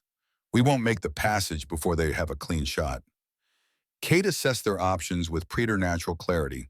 The pursuing aircraft had the advantage in speed and armament. Conventional evasion tactics would fail. They needed something unexpected, something that leveraged her unique abilities. Do you trust me? She asked suddenly. The pilot glanced at her, confusion momentarily overriding his focus on the controls. What? Give me control of the aircraft. I can get us through. That's insane. You're not a pilot. I don't need to be. Kate met his gaze with unwavering confidence. I can feel the air currents, the mountain thermals, the gaps in their targeting coverage. I can navigate what you can't see. For a crucial moment, the pilot hesitated, weighing the impossible request against their deteriorating tactical position. Then, with a decisive nod, he released the controls. It's all yours. Don't crash us into a mountain. Kate took the yoke, her perception expanding to encompass the entire environmental system around them.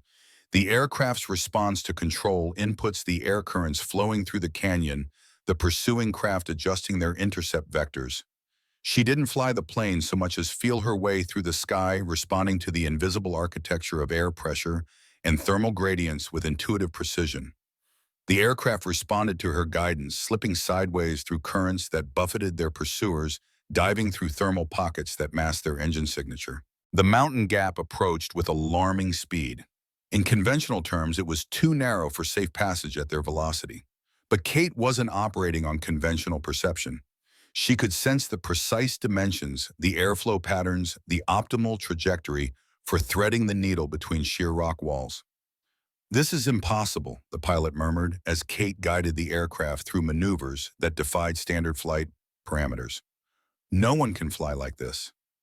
Kate didn't respond, her concentration absolute, as she threaded the aircraft through the narrow passage rocks, blurring past mere feet from their wingtips. Behind them, the pursuing craft attempted to follow, but without Kate's enhanced perception, they were forced to reduce speed and widen their approach. Emerging into the parallel valley, Kate maintained their unconventional flight pattern, skimming ridgelines, diving through thermal pockets using the mountain terrain to break targeting locks and radar coverage. After 10 minutes of evasive maneuvering, the pursuing aircraft fell back, unable to match Kate's intuitive navigation through the treacherous mountain terrain at night. "I think we lost them," the pilot said, checking his instruments. "For now, at least." Kate relinquished the controls, the intensity of her focused perception leaving her drained but exhilarated. "They'll reacquire us if we head directly to Haven." "Agreed. We need to approach from an unexpected vector." The pilot reclaimed the yoke, adjusting their course. "There's an emergency landing site 30 miles west. We can set down, wait until daybreak, then proceed to Haven using ground transportation." Kate nodded, her mind already calculating the implications of what had just occurred. She had navigated an aircraft through impossible conditions without formal training, relying solely on her enhanced perceptual abilities. It was one thing to make exceptional shots on a firing range, quite another to pilot an aircraft through mountain passes in the dark. "Who were they?" she asked. "The pursuit aircraft." "Based on the flight characteristics, probably DARPA's Rapid Response Team. They're the enforcement arm of the Advanced Perception Division, one of Project Longshot's successor programs." "How did they find us?" "That's the concerning part." The pilot's expression darkened. "Very few people knew our flight plan. Someone in the Falcon network may have been compromised." The implications settled heavily between them. If the Falcon network had been infiltrated, nowhere was truly safe, not even the sanctuary where her grandfather waited. As they approached the emergency landing site, a narrow strip carved into a remote plateau, Kate spotted movement on the ground. Not vehicles or personnel, but lights arranged in a specific pattern. "Someone's waiting for us," she observed. The pilot activated enhanced vision systems, confirming her assessment. "Recognition signal. It's our people." He keyed the secure communication system. "Peregrine approaching. Requesting landing clearance." A voice responded immediately. "Peregrine, this is Haven Control. You are cleared for emergency protocol. Sullivan is on site." Kate's heart raced at the confirmation. After years of believing him dead, after the whirlwind revelations of the past days, she was minutes away from reuniting with her grandfather. The aircraft touched down smoothly on the rough strip, taxiing to a stop near a group of vehicles positioned at the edge of the plateau. As the engines wound down, Kate saw a familiar figure step forward from the gathering, tall, weathered, moving with the same measured grace she remembered. Thomas Sullivan. Alive. Kate was out of the aircraft before the rotors fully stopped, crossing the distance between them with urgent strides. Sullivan met her halfway, arms opening to receive her in an embrace that bridged the years of separation. "Katie," he said, his voice rough with emotion. "I'm so sorry for everything." Kate held him tightly, confirming his solid reality. "You're alive. That's what matters." Sullivan stepped back, his hands remaining on her shoulders as he studied her face. "You've grown into exactly who I hoped you'd be." His expression shifted to concern. "But we can't stay here. DARPA's team will regroup, expand their search parameters." The pilot said, "We lost them in the mountains." "For now." Sullivan guided her toward the waiting vehicles. "But they have resources we can't match in the open. We need to reach Haven before they mobilize ground teams." As they approached the vehicles, Kate noticed the others waiting. Men and women of various ages, all watching her with undisguised interest. The Falcon network, she presumed. People like her and Sullivan, each with their own story of discovery and pursuit. "What about Harrison?" she asked. "His team, Reynolds. We have assets working to locate them." Sullivan opened the door of a rugged SUV. Harrison is resourceful. If anyone can evade capture, it's him. And Reynolds, Sullivan's expression tightened. Confirmed capture. DARPA's team has him in custody, location unknown. Kate absorbed this news grimly, another debt to be repaid. As they drove through the mountain darkness, Sullivan explained the situation in greater detail, how Project Longshot had splintered into competing programs after its official termination, each pursuing different approaches to human perception enhancement. The CIA's Cognitive Enhancement Division, DARPA's Advanced Perception Program, the DIA's Sensory Integration Initiative, all branches from the same root and all hunting people like us. Sullivan's face was illuminated intermittently by moonlight through the trees. Some want to study us, some want to weaponize us, some want to replicate what makes us unique. And the Falcon Network, we believe people with enhanced perception should determine how their abilities are used. It's that simple. Sullivan glanced at her. I established the network after I escaped from Project Longshot. Initially, just a handful of us helping others like us disappear when the agencies came calling. How many globally? Perhaps 100 individuals with confirmed enhanced perceptual abilities. Maybe twice that with potential or undeveloped traits. Sullivan navigated a particularly rough section of road. Haven itself houses 37 residents, our core community and training facility. Training for what? Control, development, integration. Sullivan's expression softened. What I started teaching you as a child, how to understand and utilize your unique way of perceiving the world. They drove in silence for several miles, the enormity of the situation settling between them. Kate had questions, dozens of them, but found herself content for the moment simply to be in her grandfather's presence, confirming with each passing minute that he was real, alive, still the steady presence she remembered. The weapon system, she said finally. Longshot actual. Harrison has it. Sullivan nodded. If he avoided capture, he'll bring it to Haven through alternate channels. If not, he left the implication hanging. It had a tracking device, Kate informed him, quantum entanglement beacon embedded in the stock. Sullivan's hands tightened on the steering wheel. That's impossible. I designed the security protocols myself. Someone added it later, or had access you didn't know about. The implications disturbed both of them. If someone had modified Longshot actual without Sullivan's knowledge, the security of the entire Falcon network might be compromised. We separated the beacon from the weapon, Kate added, sent it on a decoy vehicle. But if Harrison was captured, then DARPA or the CIA has both the weapon and someone who knows about Haven. Sullivan accelerated slightly. All the more reason to reach Sanctuary quickly. The road grew steeper, winding through increasingly remote terrain. Eventually, it disappeared entirely, giving way to an unmarked trail that seemed to lead directly into a sheer rock face. Sullivan stopped the vehicle at the base of the cliff, activating a secure communication device. Peregrine returning to nest. 2 passengers, primary package secured. A section of the cliff face shifted, not opening so much as reconfiguring, revealing a concealed entrance large enough for vehicles to pass through. Advanced camouflage technology, Kate realized. Electrochromic panels and projected terrain mapping, creating a seamless illusion of solid rock. They drove into the hidden passage, the entrance ceiling behind them. A long tunnel stretched ahead, illuminated by recessed lighting that activated as they approached. Welcome to Haven, Sullivan said as they emerged from the tunnel into a vast underground chamber. The sanctuary I wish I'd had when I was your age. Kate stared in amazement at the facility revealed before them. Not the bunker or military installation she had expected, but something far more sophisticated. A self-contained community built within a natural cave system, expanded and enhanced with cutting-edge technology. Living quarters carved into the rock walls. Training facilities occupying the central space. Hydroponic gardens providing sustainable food sources. Everything necessary for a community to exist independently, hidden from the world above. Most striking were the people.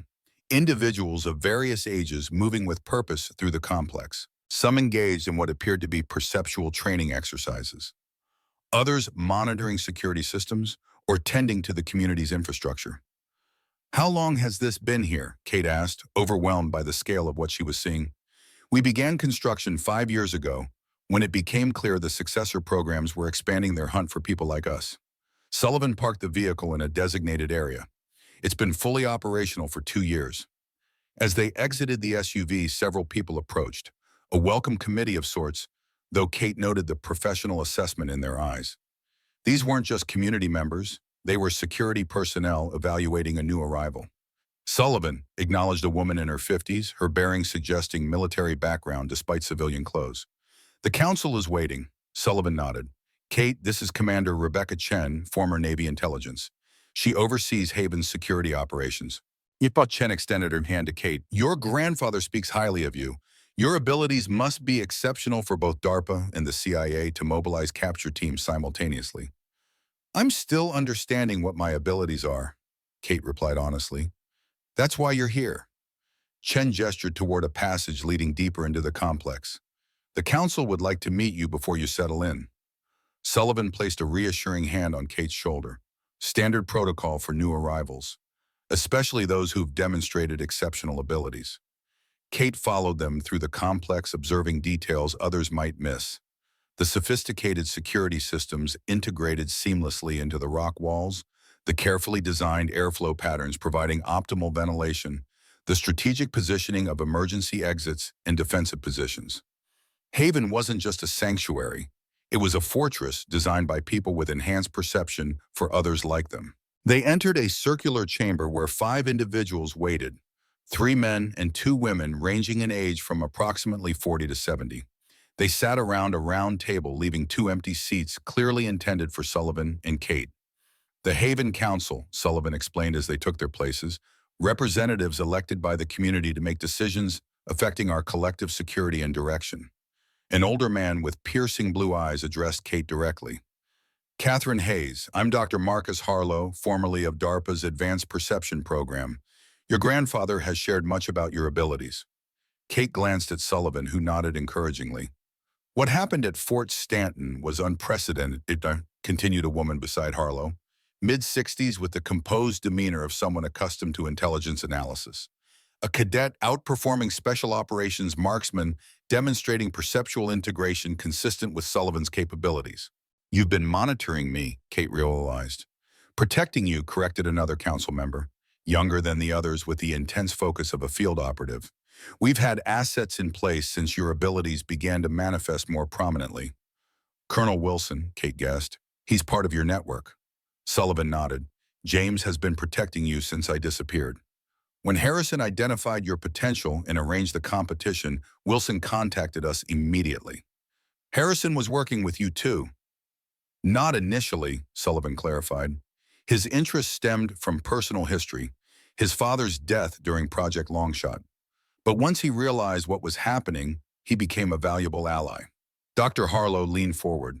What concerns us now is the coordinated response to your emergence. Both DARPA and the CIA mobilized capture teams simultaneously, suggesting they had advanced knowledge of your abilities and location. The quantum beacon in Longshot Actual, Kate suggested. Possibly, agreed the female council member. But our intelligence suggests something more concerning, a mole within the Falcon network itself. The implications settled heavily around the table. If someone had infiltrated their organization, nowhere was truly secure, not even this hidden sanctuary. Which brings us to our immediate concern, Harlow continued. Harrison and his team have missed their scheduled contact window. If they've been captured with the weapon system, then DARPA or the CIA has both Longshot Actual and potential intelligence about Haven, Sullivan finished grimly. What about Reynolds? Kate asked. You said he's been confirmed captured. By DARPA's team, Chen confirmed, being transported to a secure facility for interrogation. Kate processed this information, her mind already formulating a response. Then we need to recover them, both Harrison and Reynolds. The council exchanged glances, skepticism mixed with concern. Rescue operations against government agencies are beyond our current capabilities, said the younger council member. The risk of exposing Haven is too great. I'm not suggesting a conventional rescue, Kate clarified. I'm suggesting a targeted extraction, utilizing the same abilities that make us valuable to them.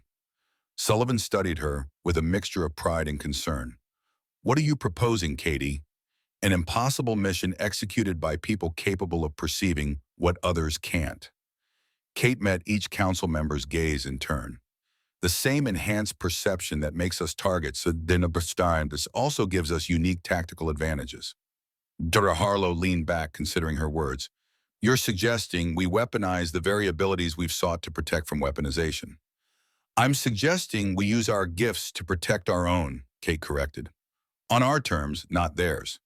Sullivan's expression reflected complex emotions, concern for her safety warring with recognition of her determination. She has a point. If Harrison and Reynolds remain in custody, it's only a matter of time before interrogation yields actionable intelligence about Haven. A tense silence fell over the council chamber as they weighed the proposal against established protocols. These were people who had dedicated years to remaining hidden to protecting their community from precisely the agencies Kate was suggesting they confront directly. Finally, Dr. Harlow spoke. Before we consider such an unprecedented action, we need to confirm Harrison's status and location. If he evaded capture or if the weapon system was secured separately, the tactical calculus changes significantly. Chen nodded in agreement. We have assets attempting to establish contact through secure channels. Until we have confirmation, any rescue planning would be premature. In the meantime, Sullivan added, Kate needs rest and orientation to Haven. She's been through extraordinary stress in the past 48 hours. The council adjourned with the understanding that they would reconvene once more information became available. As Kate and Sullivan left the chamber, she felt the weight of decisions yet to come settling on her shoulders. They're afraid, she observed quietly. With good reason, Sullivan replied. The agencies hunting us have virtually unlimited resources and government authority. Haven exists because we've been exceptionally careful about exposure.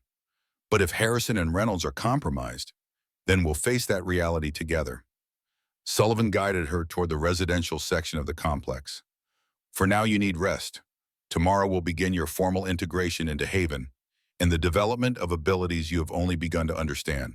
As they walked through the underground community, Kate absorbed the reality of her new situation. In the span of days, she had gone from cadet to fugitive, from student to potential operative, from believing her grandfather dead to walking beside him through the sanctuary he had built. Whatever came next, rescue missions, confrontations with government agencies, the further development of her abilities. One thing was certain, there was no returning to her former life. Project Longshot's legacy had claimed her, just as it had claimed Sullivan decades earlier. The difference she realized was choice. Unlike her grandfather's generation, she entered this world with eyes open, choosing her path rather than having it forced upon her. That perhaps was Sullivan's greatest gift, not the extraordinary perception they shared, but the freedom to decide how it would be used. Dawn came differently in Haven, not with the rising sun, but with the gradual illumination of specialized lighting designed to simulate natural daylight cycles. Kate woke in the small but comfortable quarters assigned to her, momentarily disoriented by the absence of windows and the subtle hum of air circulation systems. She dressed quickly in the clothing provided, functional garments that wouldn't have looked out of place in any civilian setting, though Kate noted the materials were chosen for durability and freedom of movement rather than style.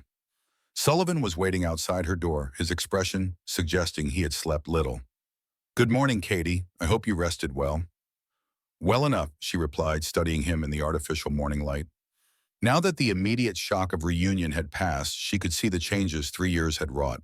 Deeper lines around his eyes, hair more silver than gray, a certain wariness that hadn't been there before. The council has received information about Harrison, Sullivan said without preamble. He's alive but in custody. DARPA's team intercepted his extraction route approximately 6 hours ago. Kate absorbed this news with grim acceptance. And the weapon system? Unknown. Harrison had separated from it according to contingency protocols. It may still be en route to Haven through alternate channels, or it may have been captured separately. What about Reynolds?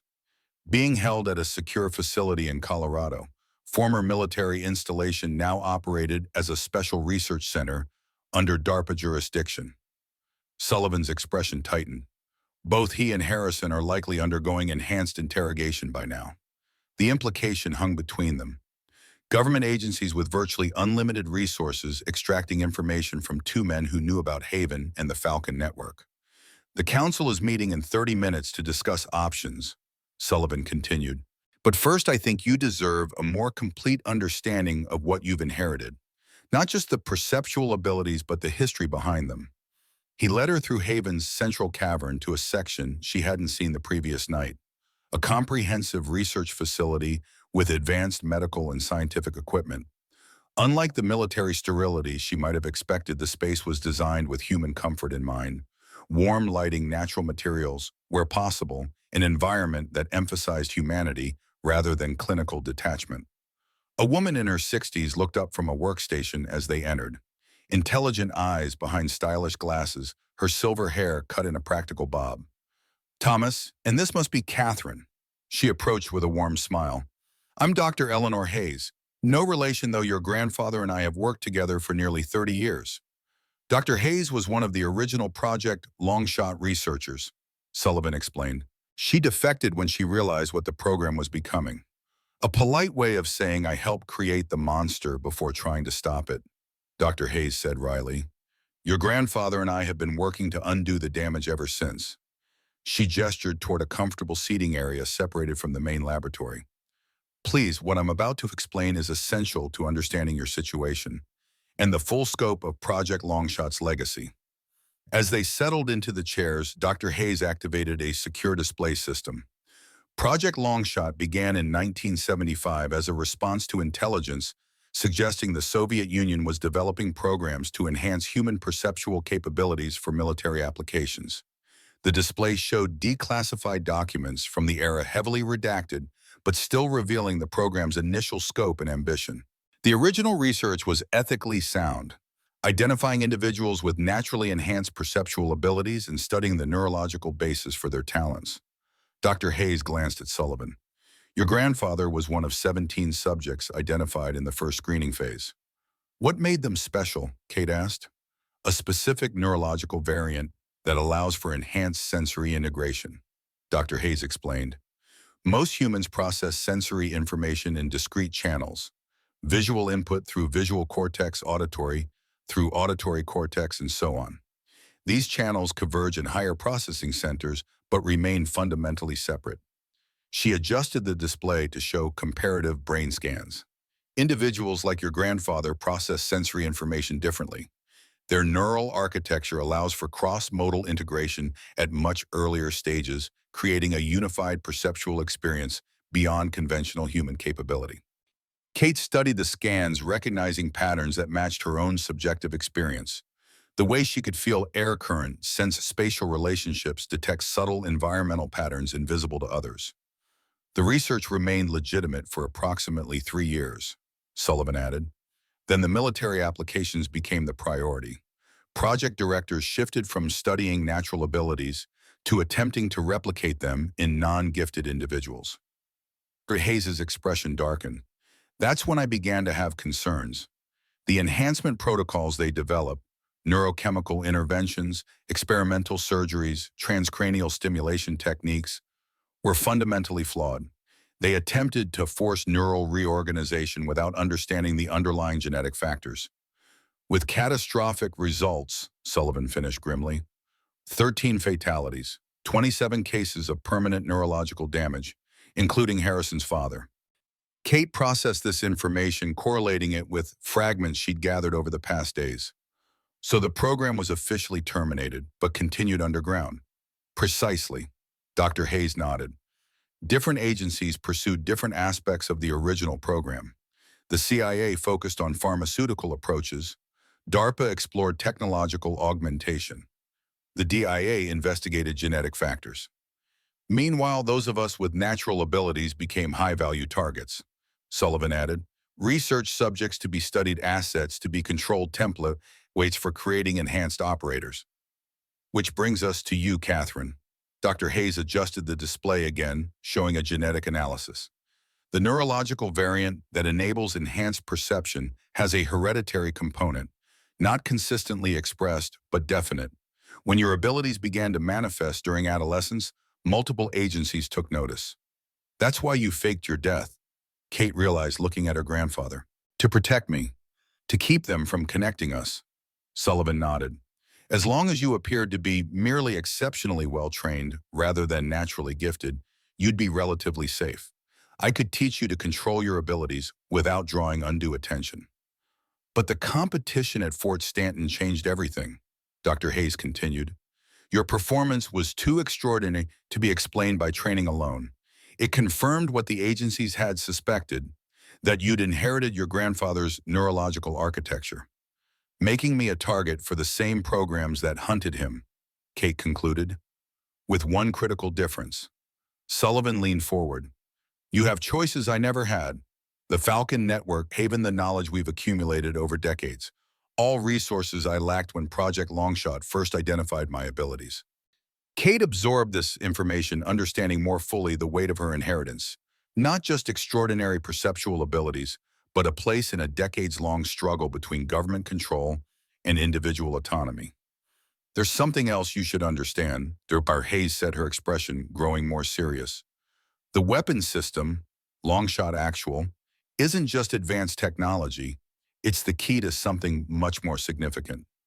She activated a secured portion of the display system, revealing technical specifications Kate hadn't seen in her grandfather's journal. The system was designed to interface directly with the enhanced neural architecture of operators like you and Sullivan. But its true purpose wasn't merely improved marksmanship. It was proof of concept, Sullivan explained. Evidence that technology could be designed to work with natural abilities rather than attempting to artificially replicate them. A different paradigm, Dr. Hayes elaborated. Rather than viewing enhanced perception as something to be replicated through invasive procedures, Longshot Actual demonstrated that technology could be designed to amplify natural talents, non-invasive enhancement rather than fundamental neural reorganization. Kate understood the implications immediately. A safer alternative to the enhancement protocols that killed those test subjects. Exactly, Sullivan nodded, which is why every successor program wants the weapons system.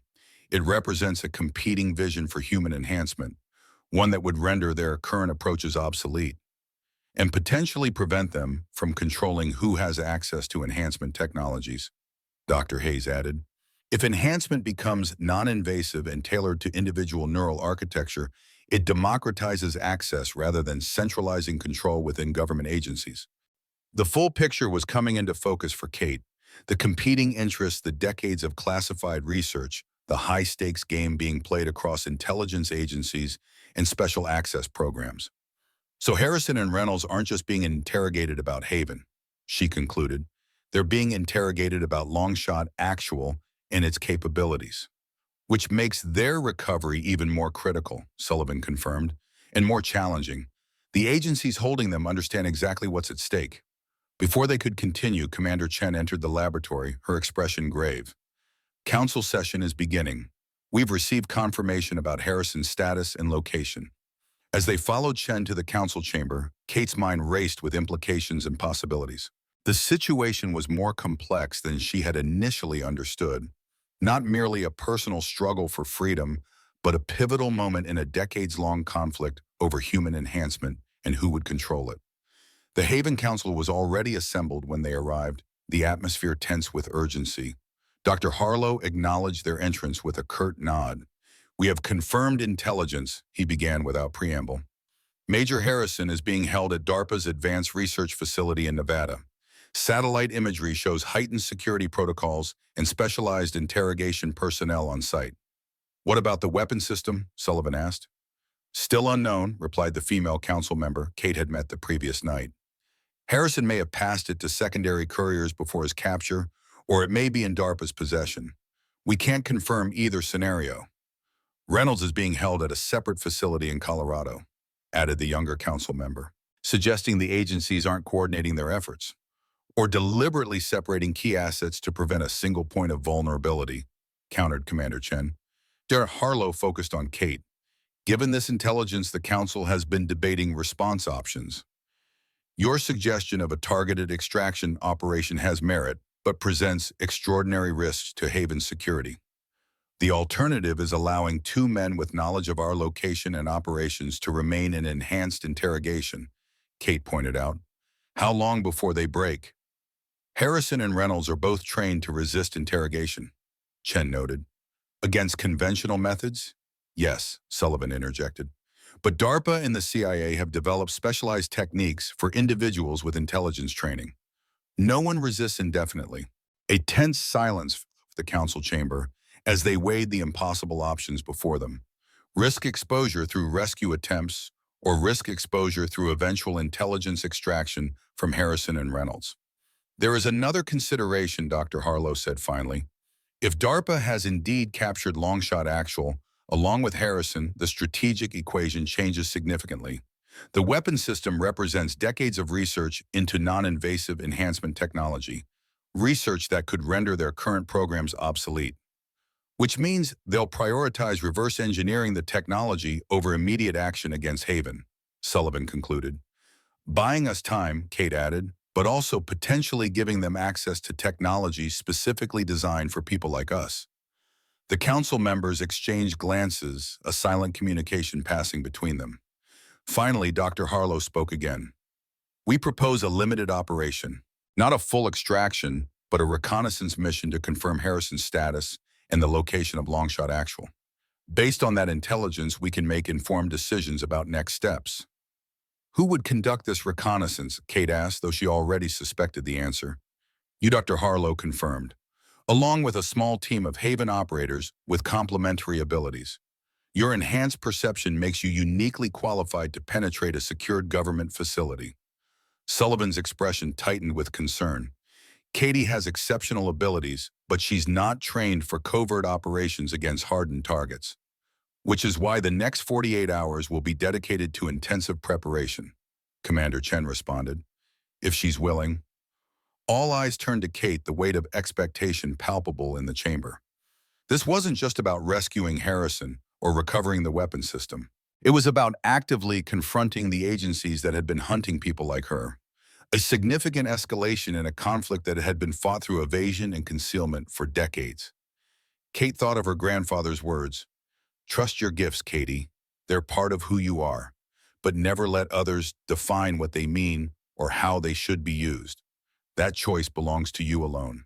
I'll do it, she said firmly. On one condition.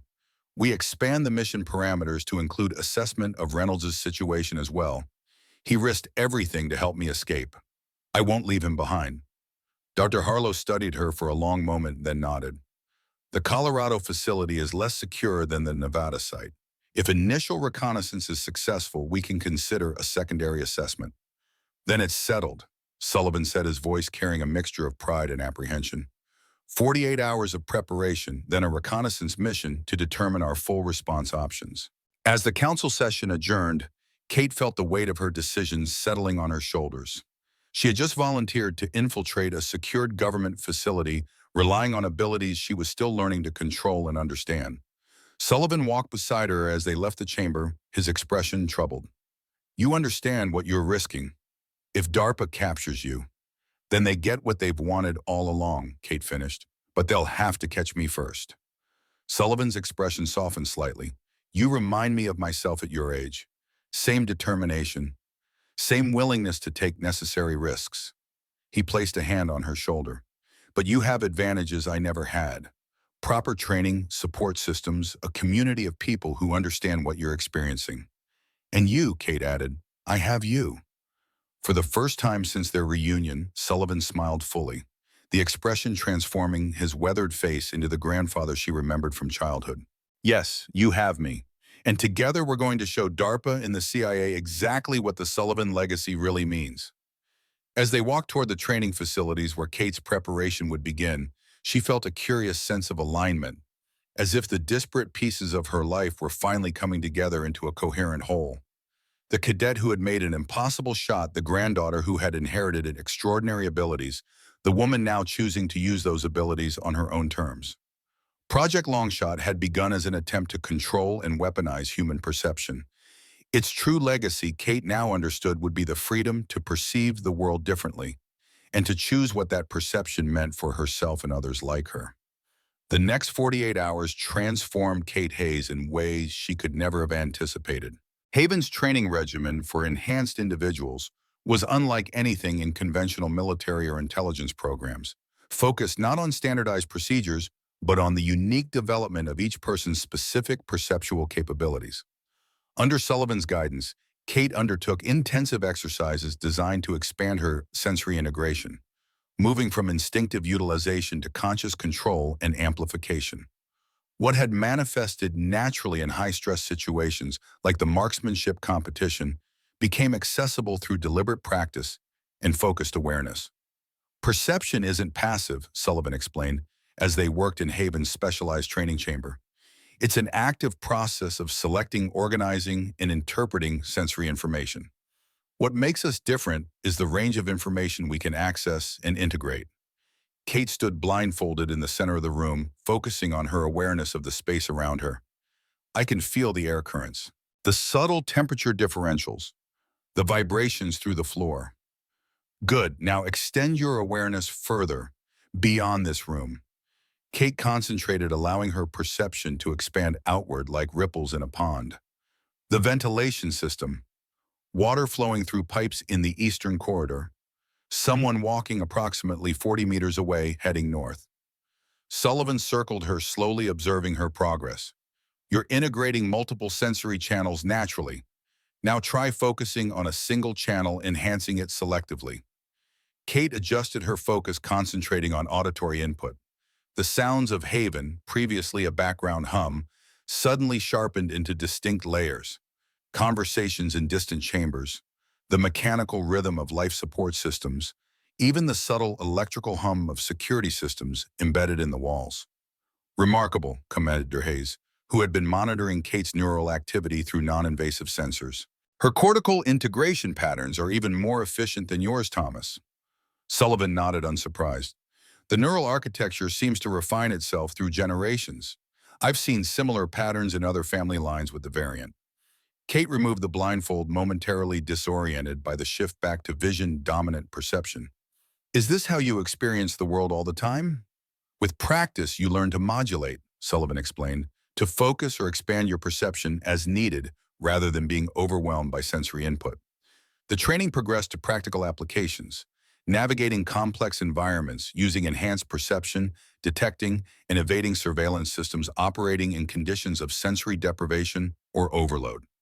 Commander Chen joined these sessions, bringing tactical expertise to complement Sullivan's perceptual guidance.